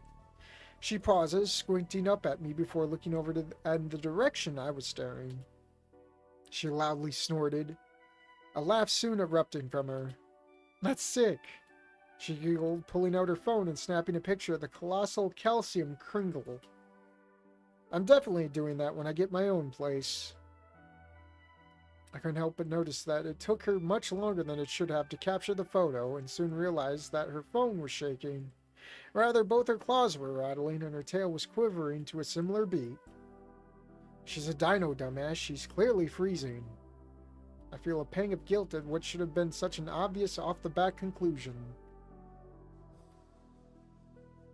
Before Olivia can bring to move her wheels forward once more, I shuffle behind her and rest my hands upon the support handles at the rear of her chair. She blinks and darts her snoot up at me, eyes thin, her mouth opens to speak. "I know you gotta be cold, hun. Just stuff your hands into your hoodie and try to keep warm, okay?" I pause before remembering the most important part of this little negotiation. "Are you alright with me doing this for you?" Her expression softens. A huff escapes her before she nods. "Sure." I begin to push her forward, smiling down at her, but right as I look away, I am forced to look back down as I feel, and then she sees her tail coil about my right forearm. The flexible limb gently squeezes me. "Thank you." "Anything for you." The tail squeezes a little tighter. We spent the rest of the walk on to the train station in silence. Something of a little game soon unfolded, where one of us would stare off at some sight that had caught our attention, and we'd go about alerting the other. Olivia's tail would squeeze my arm, or I would take a finger and gently tap the surface of the muscular appendage. Of course, more often than not, I was glancing around the mostly empty sidewalks, peering at the corners of buildings that we passed. I couldn't help but feel protective of her, vigilant in this open public setting. Deep down, though, the irony wasn't lost to me that, of the two of us, she was far the more deadlier. Those claws and jaws could mangle, and her body had a deceptive amount of strength to it. The fact that she was forceful as she was really drove home how much she had risen above her condition, yet also, to a degree, made me wonder just who Olivia could have been, had that rest of her legs still functioned. Would someone with this degree of natural talent still be an artist? Would she have been a more outgoing physical person like her god-sibling? Would she still had settled for someone as boring as me? I feel a frown begin to tug at my lips, and an echo of the bile that had just been festering in me this morning began to bubble to the surface. Ugly thoughts whispered in the periphery of my mind. And yet, as I glanced down at her, hoping to just look at her, I found that she was the one looking at me. Staring up at me over her shoulders, wide-eyed and contemplative, as though making sure I hadn't gone anywhere. Just like the first day we hugged, when I brought her in from the rain. Something on my face? She rolled her eyes, but then a smirk flashed across her features. "Now that you mention it, there's kind of a mark on the side of your neck." Heat flashed in my face. A hand smacked up towards my neck, feeling about my throat like I was trying to swat a mosquito. Olivia cackled. "Really, dude? You think you'd remember if I got you there, dummy?" Whoops. Why did I take it? I accidentally put it out of full screen. The gator had fooled me. Arching my brow, I forced myself to retaliate with full gusto. I launched my counterattack, literally so, for I launched myself low and leaped down, planting a peck right at the tip of her snoot. Stirring, Olivia swatted me away with a claw. "Knock it off, weirdo." "Made you blush." I could hear her grumble, yet as I began to push her forward once more, I could feel her tail coil a little tighter around my wrist. We reached the tram station without further incident. I found it to be largely deserted, save a couple of scattered people, each standing some dozen feet away from each other and us as they peered down at their phones. One by one, they entered their own respective carriages as the trams came and went. By the time the one we had been waiting for arrived, the passengers upon it filtered out, and we entered to find that we had the transport all to ourselves. The silence continued to stretch during the first few minutes of our trip. Olivia looked over her shoulders, staring out through the bay window, watching buildings come and go, her only movements being the flicker of her eyes and a soft shake when the carriage rocked the both of us. For the most part, I was content to join her in the quiet sightseeing, the fingers of our closest hands interlocked with one another. It made the ride go by fast enough, and yet I couldn't shake the feeling that had started to creep over me back on the sidewalk. And as much as I'd love to just block them out and not spoil the moment, another part of me knew well that this might be the last moments we have together, completely on our own for the rest of the day. For the next couple of days, really. This wasn't a phone call conversation. It had to happen now. Olivia. I catch her attention, clearing my throat as I do so. Her eyes flicker over to me. She quietly tilts her head, a gesture for me to speak further. What are we now? The gator stared blankly at me for a moment before she just looked down at her interwoven hands. When she looked back at my eyes, she did so with an arched brow. I furrowed my own in reply. No, seriously, we just sort of glanced over everything that happened last week. I think we should talk about it, about what is us going forward. We already did. Her voice was already strained, and she began to look back towards the window. I said I fucked up. I admit that I was wrong. Isn't that good enough? No, Olivia. I don't know what else you want me to say, Inko. Her voice had a certain edge to it when she cut me off. It's the same kind of weariness that she spoke with earlier. I could feel her fingers begin to slip out from mine. Before she could fully reach away, I squeezed her hand tight and tugged on her arm, the motion being enough to get her to bring her eyes back to mine. I'm not saying you have to have more to account for. I hurt you too. I know I did. I could have done so much more. I should have. And there's no excuse for that. A look of uncertainty flashed over her emerald features. Uncertainty, but also warmth. Inko, it's okay. No! The volume in my voice startled her, causing her to sink back a bit. It isn't alright. We aren't doing something one-sided here. I'm not holding this over you. You're not the only person that did wrong. I need to improve. I want to, for you, but you gotta talk to me, Liv. The baryonyx's expression became clouded, a frown forming about her snoot.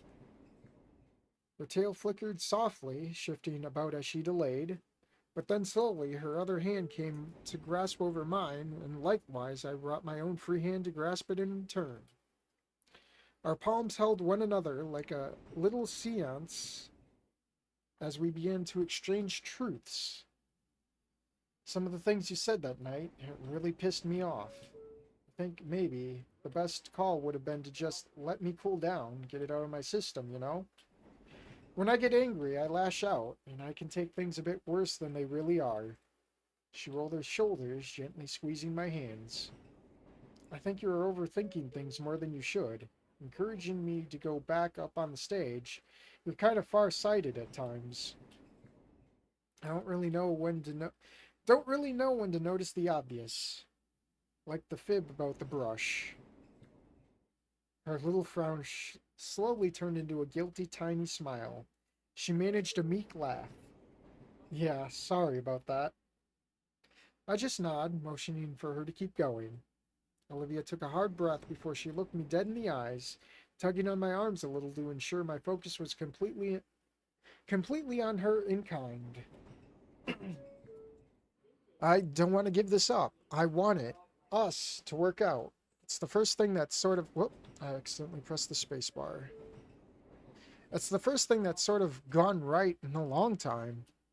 I can't promise it'll be, easy. I'm going to need patience, and I'll try to give it to you, too. Even if it can be hard for me to manage that. Is that what you want, too? There's no hesitation on my part. I've never been more sure of an answer in my life. You know I do. She just smiled. That warm, beautiful smile made something jump and take flight inside me, like butterflies in my stomach. I nudged my head a little closer, nodding towards her. So, boyfriend and girlfriend again? She snorted. God, Inko, yes, you're such a dork. You dork. I say, squeezing her fingers once more. Olivia only huffed in reply, but as she pivoted to settle in for the rest of the journey, rather than look at the window, she instead leaned against me, her head upon my shoulder. Despite myself, I allowed my head to lull against hers, our noggins meeting halfway with a gentle thump. In the corner of my vision, I could see her peering over at me. After some minutes of content silence in the presence of each other, Olivia was the one to speak further. I'm going to take another drink.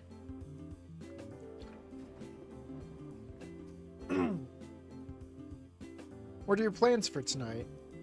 I blinked. I hadn't really considered as much, given I had spent a week sulking and isolating myself like the world's most millennial hermit. Probably just going home for the night once I get you dropped off. I'll have to figure out something to keep me busy. Might rent a movie or something.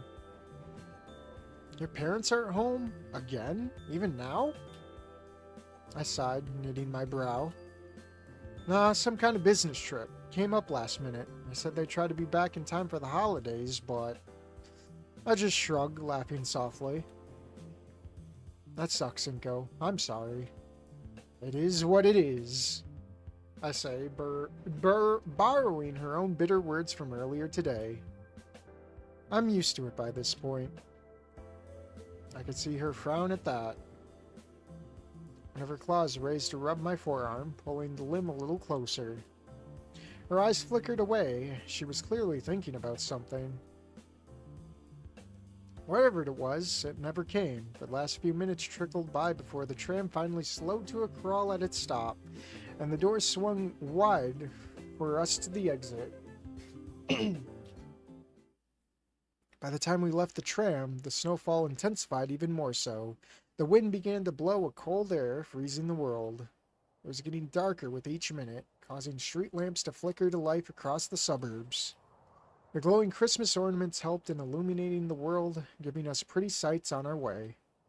We didn't let the weather stop us, marching forward towards our destination. Learning Hammer map editor while watching this. It's all just pain and suffering with no relief from it. When we finally arrived to Olivia's house, the whole neighborhood was already snowbound, perhaps even more than a week ago. Once we approached the yard, I let go of her wheelchair's handles, allowing her to move the rest of the way unaided. As we walked onto the porch, Olivia paused, seeming to glance back at me, like she was checking if I was ready for this.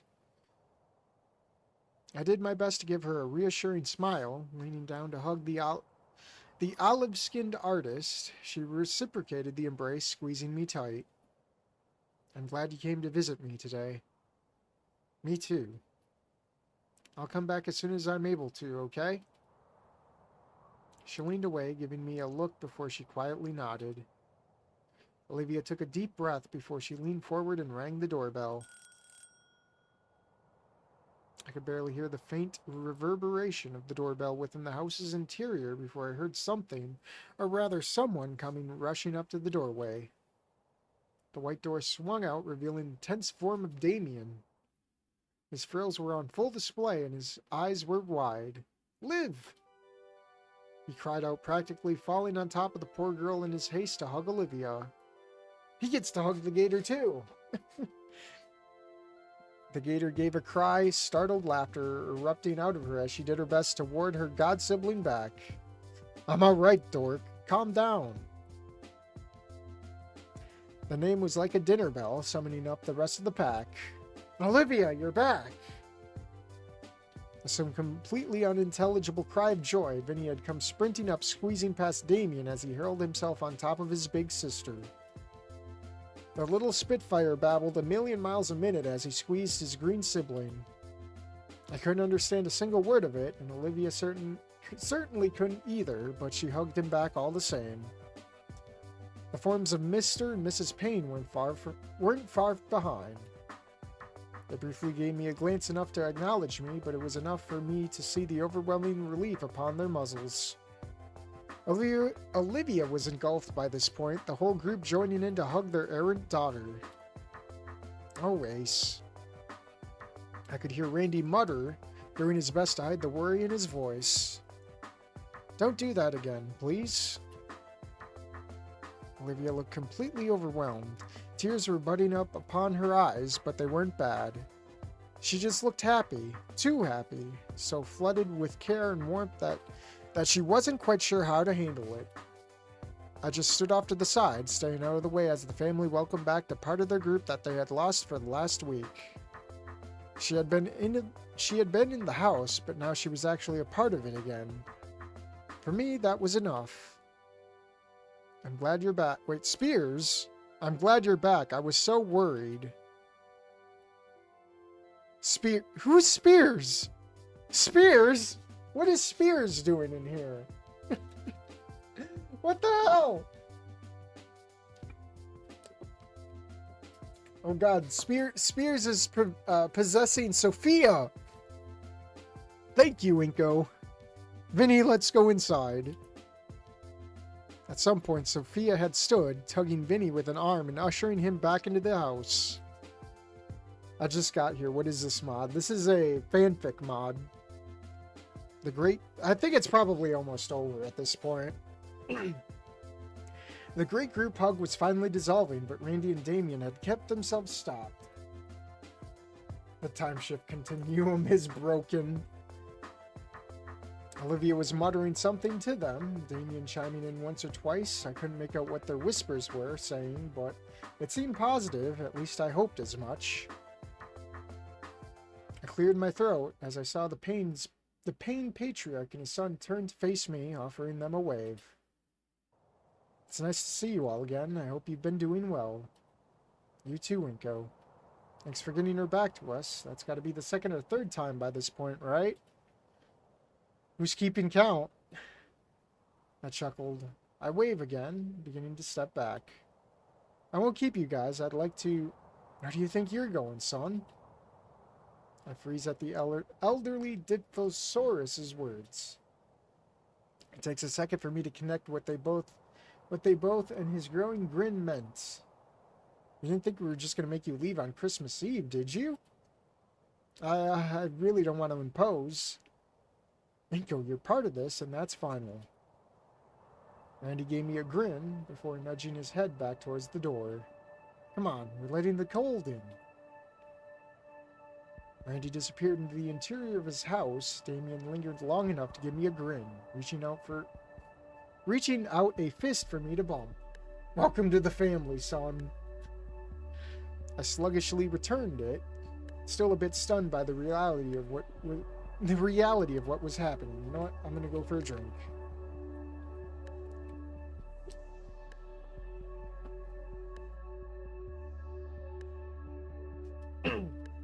As the son moved to follow the rest of his family, I was close behind, joined by Olivia, who smiled sweetly up at me. By the time I closed the door behind us, her hand had come to hold mine once more. The interior of the Payne residence has undergone a Christmas metamorphosis. Garland ropes hung about the shelves, a great tree being erected in the living room, covered in flashy ornaments of varying age. Did we even really celebrate Christmas in the vanilla game? Randy is a better dad to Inko than his actual dad, yeah? Because I'm thinking, when are we going to get like an actual like Christmas mod for Wani? Because that'd be pretty cool. A nativity scene displaying a hatching raptor Jesus surrounded by the three wise theropods loomed above the fireplace. Some Hall Club movie was playing in the background, barely audible. I didn't even try to figure out which one it was. They were all the same.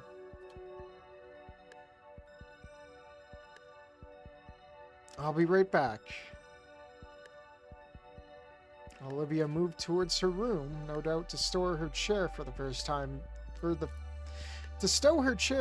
being. I navigated towards the kitchen. A heaping smorgasbords of different cuts of meat have been laid out across the dining room table. Some slow cooked, some fried. There was even some barbecue. One note, as the carnivore's variety was, it smelled fucking delicious. Something probably egged on by the fact that I hadn't eaten actual food in nearly a week. Ending 4. As I began to pile my plate up with some sweet ham, well, it's not ending 4 because there was no dance. I took the time to grab a second plate and smother it with a bit of everything. The formal had educated me on the gator's complete lack of want for elegance when it came to dining, and I assumed that considering she had been out for the house for over half of the day, she was probably starving. Why does Damien's model look a little bit bigger? I don't think he was that big. My hunch was reaffirmed by Damien as I sat down on the living room couch, picking out an unoccupied edge piece of the furniture that would provide enough room for Olivia to scooch up beside me. Upon seeing my initiative, he offered me a thumbs up. Knew you'd catch on eventually. Yeah, I probably should have listened to you back in that line. Hey, all that matters is that you're figuring it out now. It's nice to have you back here, dude. Thanks for having me. It's nice to, you know, not be alone. Your parents aren't around again? It's Spears again!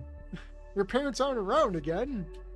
Sophia had spoken up, the blue matriarch rounding a corner from the kitchen. She settled into the recliner on the opposite side of the room, and Randy wasn't far behind, sitting in a similar seat beside his wife.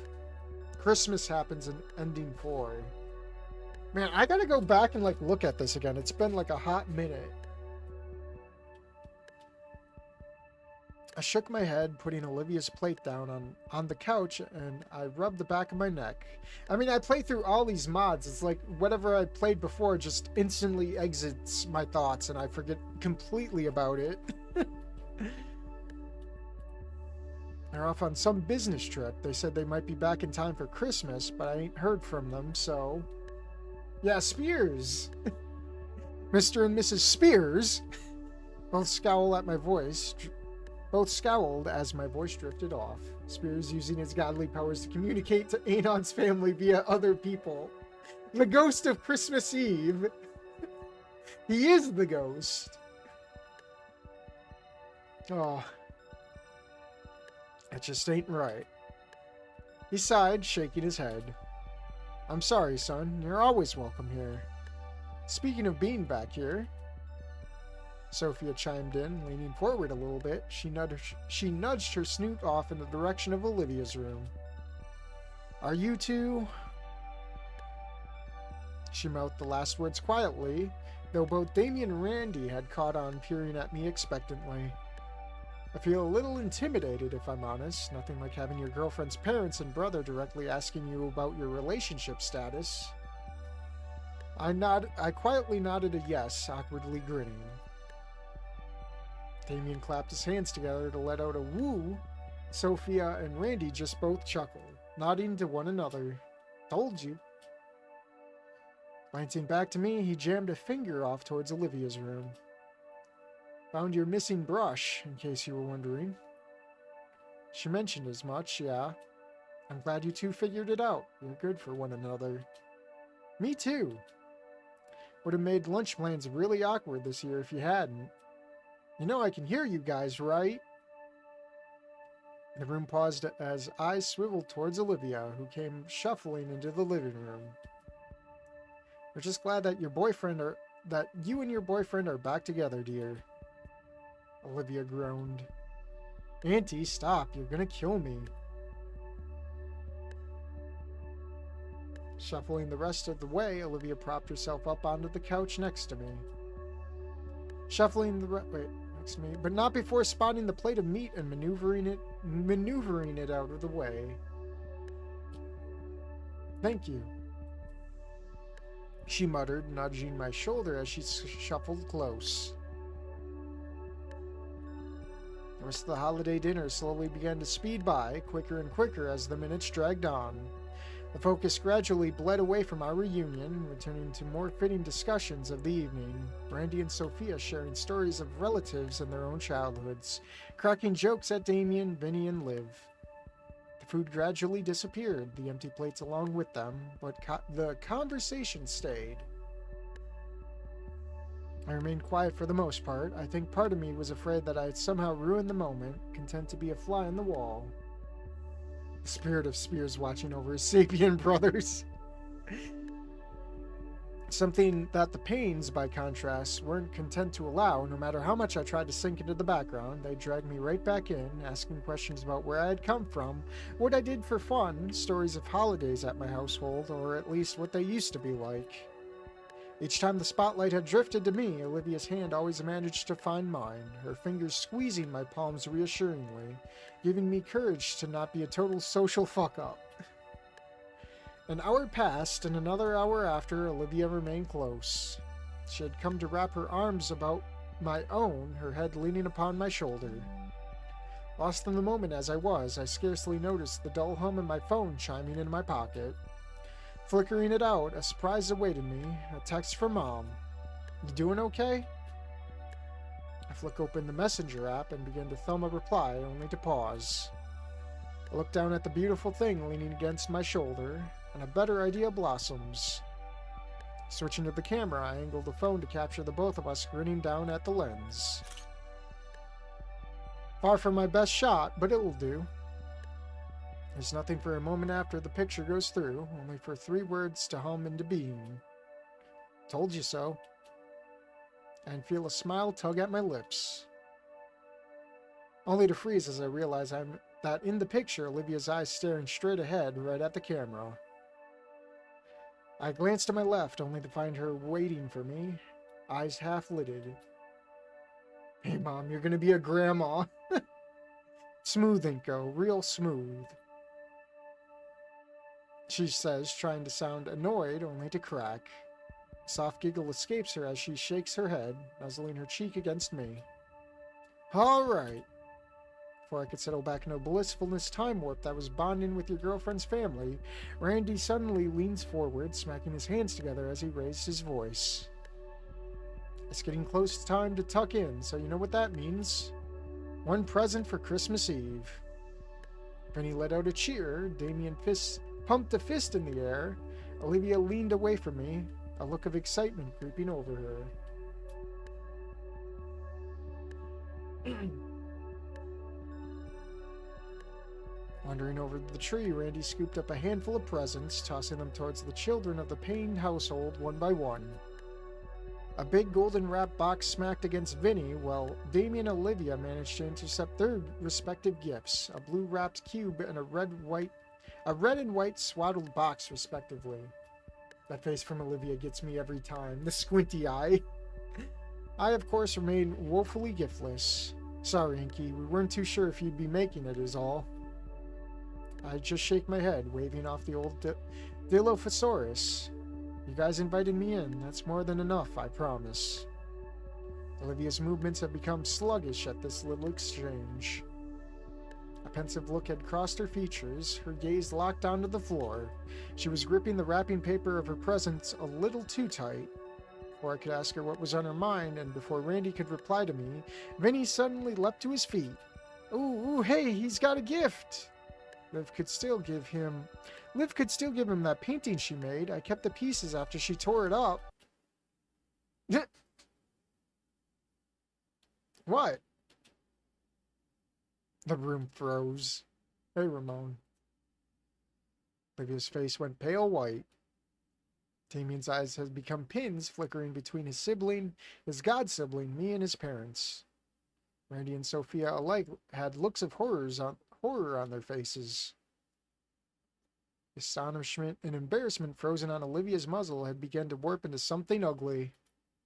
Genuine anger, something resembling her outside of the formal, was bubbling out. Her mouth opened to speak. I planted my hands on her shoulders, directing her to look at me. It's okay, I say softly, doing my best to assure her. Olivia quivers, fear and frustration swimming in her wide eyes, but she manages to swallow hard and slowly nod. Crisis narrowly averted. Animated by the nearly averted outburst, Sophia and Randy move towards Vinny. Come on, sport, let's go see what this is in your room, all right? Oh, but I wanted to show Liv and Damien what I got. The little hellion seemed oblivious to the terrible threshold he had unknowingly crossed. I think I just heard a record skip. You could show them later. As the two began to lead their youngest back to his room, she glanced over her shoulder, giving the both of us an apologetic look. You know, what if that error we got, hold on, what if that error we got actually, like, screwed up Sophia to be named as Spears? Because I think I've read the comments on this in the workshop, and no one's pointed that out. Damien hissed, running his claws through his hair. Younger brother. Liv, I'm so sorry. You good? She didn't say anything. Her body was trembling. When I looked at her, she looked back with flushed cheeks and wet eyes. Inko, whatever it was, it's all right. It doesn't matter anymore. Let's just focus on tonight, okay? She drew in a shaky breath before nodding slowly. Okay. Following Vinny's unfortunate outburst of misplaced optimism, the rest of the night began to pick up speed. You know what? Just a funny idea just came upon me, as if they just switched the Sophia model with Spears and just pretend like nothing's wrong. That'd be fucking hilarious. I'd laugh. Oh. The rest of the night began to pick up speed once more, as though trying to distance itself from its close brush with chaos. Randy and Sophia eventually returned for a time without Vinny, who had been left to romp in his room. Damien unwrapped his present, revealing a stylish new t-shirt. Olivia, after some hesitation, opened hers to find an ornate black-covered sketchbook. She spent some time ogling the new addition to her hoard of similar books, picking at the material of the cover and the texture of the paper within. Randy and Sophia only lasted a spell longer before they eventually rose and moved to retire for the night. Before parting, Randy said nothing but gave me a look. The look. His words from earlier in the day on the phone echoed in my mind. Offered him an understanding nod and a silent vow that, yes, sir, I solemnly swear I will not get up to any mischief under your roof. Spears leaving his wife for Randy. It's the timeline where an error happens and suddenly Spears is now your wife.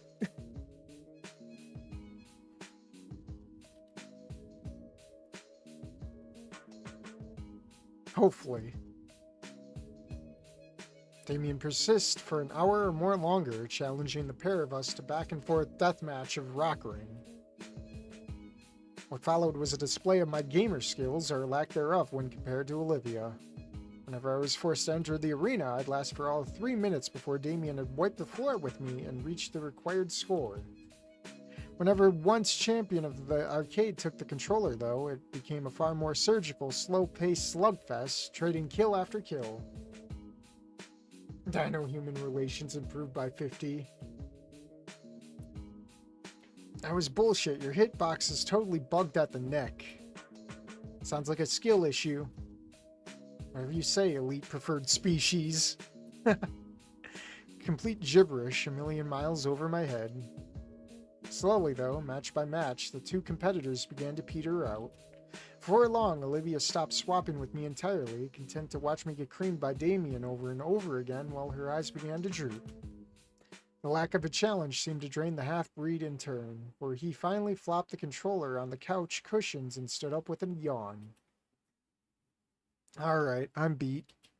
Gonna try and get some sleep. You should too, up early tomorrow and all. There's some blankets and pillows over by the basket by the corner, and go. Don't do anything dumb. I know. Damien smirked, waving to the both of us as he wandered off towards his room. Left to our own devices, Olivia gently nudged me. Help me to my room? Sure thing. I scooped up the sleepy Spinosaurid and escorted her back towards her room, navigating through the dark of the silent house with relative ease. I didn't bother to turn on the lights once I passed through her doorway, moving forward, only to pause as the door shut behind me. I certainly hadn't touched it, but understanding dawned on me as I felt Olivia's tail shifting slightly. It may have just been a reflex out of habit. In the murkiness of the room, I could spy the outline of unfamiliar changes, kept concealed by the lack of light. Her quarters were messed up, more than usual at least, between what Damien had mentioned over the phone this morning and Vinny's remark earlier. I could pick up enough to make sense of it. She had taken out her frustrations on her own creations. Not the best coping mechanism, but it could have been much, much worse. Shuffling towards her bed frame, I gently lowered the tired theropod into her mattress. Can't believe this mod's been going 2 hours straight already. That's crazy. I leaned down further, planting a kiss on her forehead. A hand manages to find one of her claws, and for what I think it to be the last time tonight, I give her a squeeze. Night, Liv. See you tomorrow. I turn to walk back towards the door, and something grabs onto my wrist, holding me in place. Come here. There's a tone to her voice that makes me feel squirrely. Olivia? I slowly step closer to her. I could see that she's rising, propping herself up with her free hand. She abruptly tugs my arm, impossibly hard, using that brute strength of hers to send me toppling onto the bed back first. Before I could do so much as move, Olivia's on top of me, straddling my stomach. Her claws come to find my wrists, pinning me beneath her. Her gray eyes are faintly visible as a glow in the dimness of the room. This is based on a fanfic, so mostly have a lot of chapters, so it can make sense. Yeah. I think they said, like, what, the first 4 chapters? I'm thinking this is probably the last one of the 4. Liv. I try to speak. She cuts me off with her lips, pressing hers onto mine. It's forceful, but not quite as violent as we had met earlier today. She squeezes her body against mine, using her weight to keep me where she wants me. Despite knowing well that I'm getting lost in the movements of her tongue against my own, I keep trying to mumble to her to say something. It's enough to get her to pull back, only to dip her mouth lower. Her snout comes to my neck, but it's not lips that touch my throat this time, but teeth. I feel a chill run down my spine as the points of her fangs prickle my skin. Shut up. You didn't get a gift earlier. You're getting one now. Oh boy. I'm frozen, stunned by the reality of what's unfolding. With great care, Olivia lowers herself onto me. My mind's awash, swimming as I feel the softness of her scales pressing up against my skin. Her claw tips trail soft lines up the length of my arms as she reaches for my hands once more, squeezing them harshly as her lips finally reach mine once more. It's becoming more difficult to manage myself, the heat inside me building, my stomach knotting itself as we trade spit. I'm excited, utterly captivated by every piece and part of her. And at the same time, deeply ashamed because I'm forced to heed the voice deep inside my head beneath the mounting lust. Death roll. This is going too fast. This isn't okay. Stop is what I want to say, but I can hardly get it out as an incoherent whisper, her mouth barely giving me a chance to breathe. Liv. I mutter as she leans away, her teeth finding their way to my earlobe and tugging it. Her hands are beginning to wander, leaving my arms as they trail down my body. She's sliding lower, fingers finding their way to my waistband. Uh-oh. Stranger danger. Stop! I'm finally able to sputter out the word, leaning away, shoving myself a bit away from her along the surface of the bed. The heat of the moment lingers, but the passion snuffed out like a smothered candle. The beautiful thing that was enrapturing me but moments prior had vanished. Now there was just Olivia, a look of anxiety and fear on her face, hunched over on her side awkwardly as she stared at me. What's wrong? I'm calling Amber Alert now. Wasn't that for like lost children? Hey, whoa, whoa, whoa, whoa. Her murmur breaks my heart. She sounds hurt, scared, and confused. Yeah, we need an Amber Alert because I need an adult. Am I doing something wrong? Do you not find me attractive? I'm still struggling to contain myself. I need to be a better boyfriend for her, is enraged in mortal combat against a creature thrashing inside of me, wanting to throw caution completely to the wind. Her tone is the edge I need to master myself once more, and I shift closer, my hands raise to find her cheeks, and I cradle her head, centering her eyes on mine. Definitely need an adult. Liv, my brain is still fried, the blood needed for it pumping to places I'm otherwise refusing to entertain. To borrow a phrase from Damien earlier, it's like I'm playing with controller lag. I try to think of a term to describe just how gorgeous she is. Beautiful, heavenly, angelic. You're really fucking hot. Amber's going to fly through the window and bonk them with the club Anon keeps stored in his gaming room. FBI, open up. Smooth. It ain't that. I bluster my lips for a moment. Olivia furrows her brow, tilting her head. I raise a hand in a placating gesture. Look, I'm not really equipped for this right now. The point I'm trying to get to, I want to do this with you, I do. But we just got back together and I think we're still getting over what happened in our own way. More importantly, I don't want you to do this because you think you owe it to me. Inko. I just want our first time to be something perfect. I want us to be both comfortable. And I don't think you are yet. Olivia just stares at me. There's a wet, warm look in her eyes. Does that make any sense? Too corny?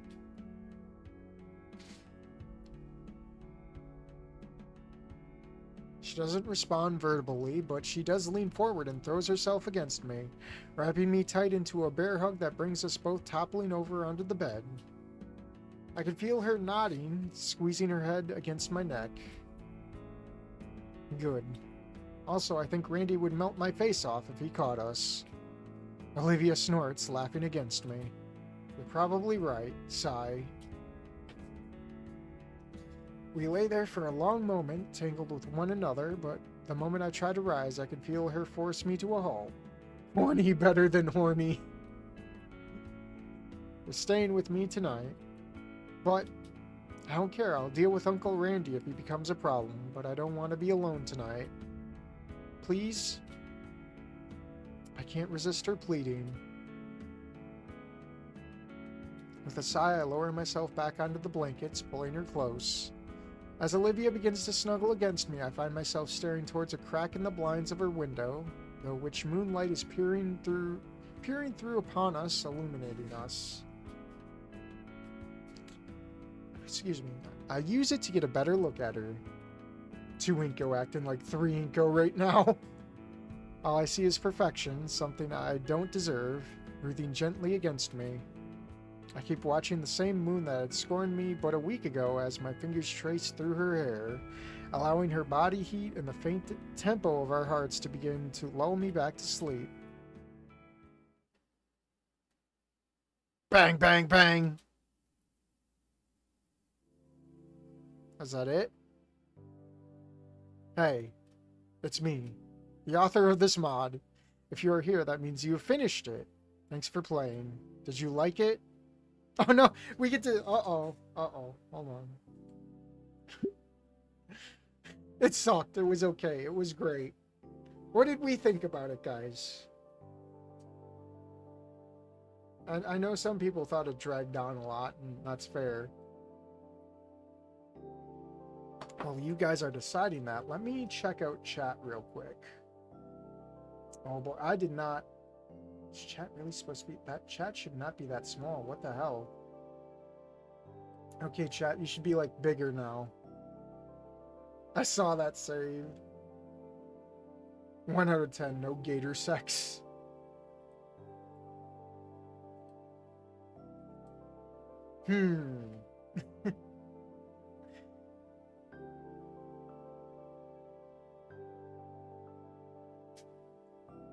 Okay, my face with no gator sex.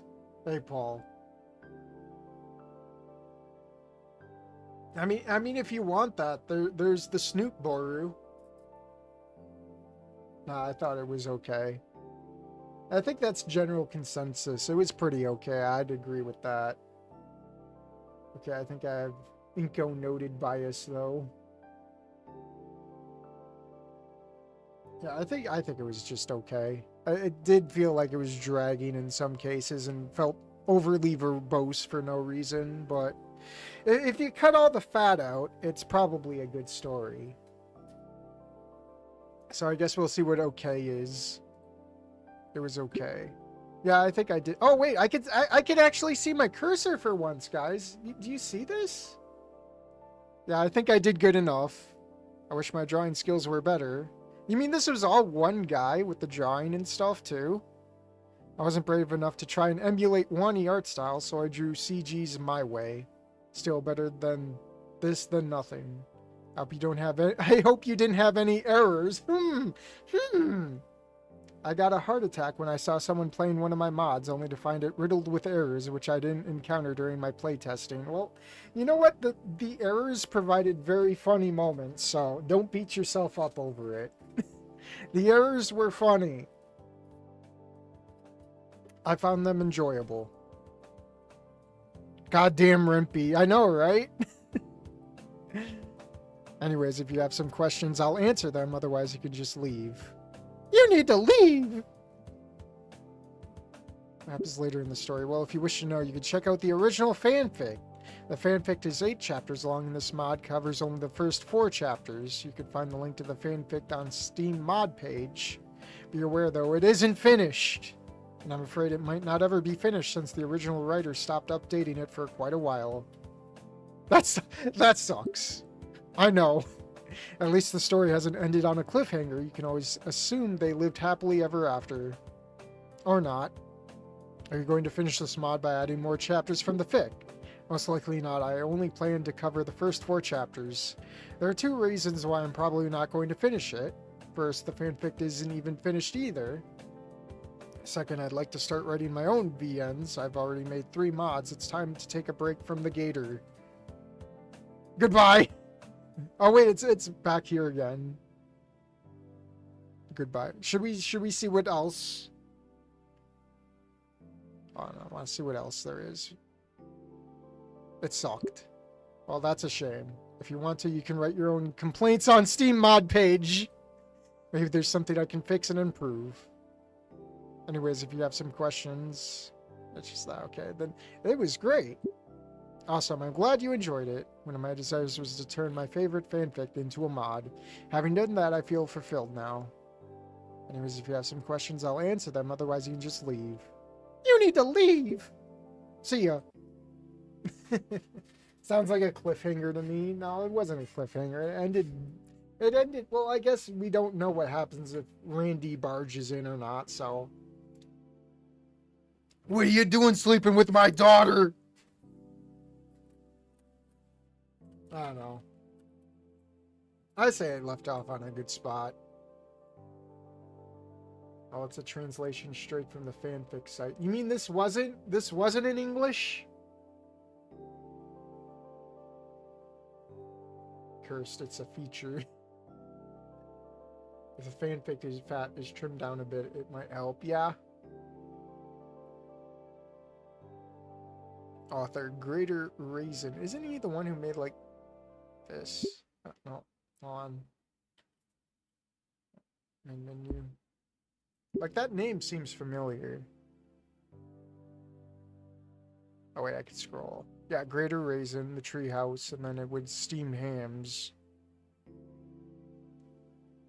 I guess Greg Agnon is like the fanfic writer. Shotgun Wedding. This is a solid mod with a little. It has potential, and I think if it was, well, it's not the mod's fault. Let's be honest. It's the fanfic's fault. We're getting the fanfic as a mod, so I don't know. Maybe I'll check out the fanfic. I don't know. Should I do a reading on that or not? I don't know how you guys would feel about like fanfic readings. At least it was nice. First time I saw a fanfic mod going on. Hope Bad Apple and Garden of Rosa get done soon, yeah. Gotta play more mods. Keep the Snoop train going.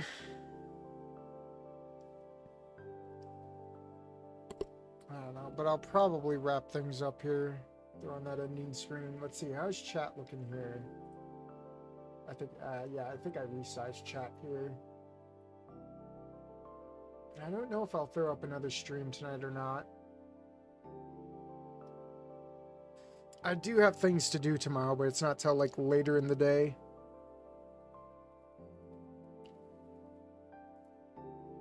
And I don't even know what I'd be streaming after this. I know I want to finish Deke Opens too. Get some of that done. Been playing some of that off stream, just grinding. There's other things I need to finish up too. I've been neglecting Star Ocean. I've been neglecting a lot. I don't know. I don't have like the drive to like stream sometimes, you know. Notice you played that a lot. Yeah. I mean, I'm always here. Like if a Wani mod drops, that's like first priority. Wani and Snoot's like first priority. Those drop, I make time for them. I do my best to make time. Good night, fellas. Good night, everyone. Yeah. If I'm not on tonight, I don't know what I'm going to be doing for tomorrow. I might throw something up. Who knows? But yeah, I'll probably step off here and see what happens for the night. If I'm not on later tonight, I'll see you later.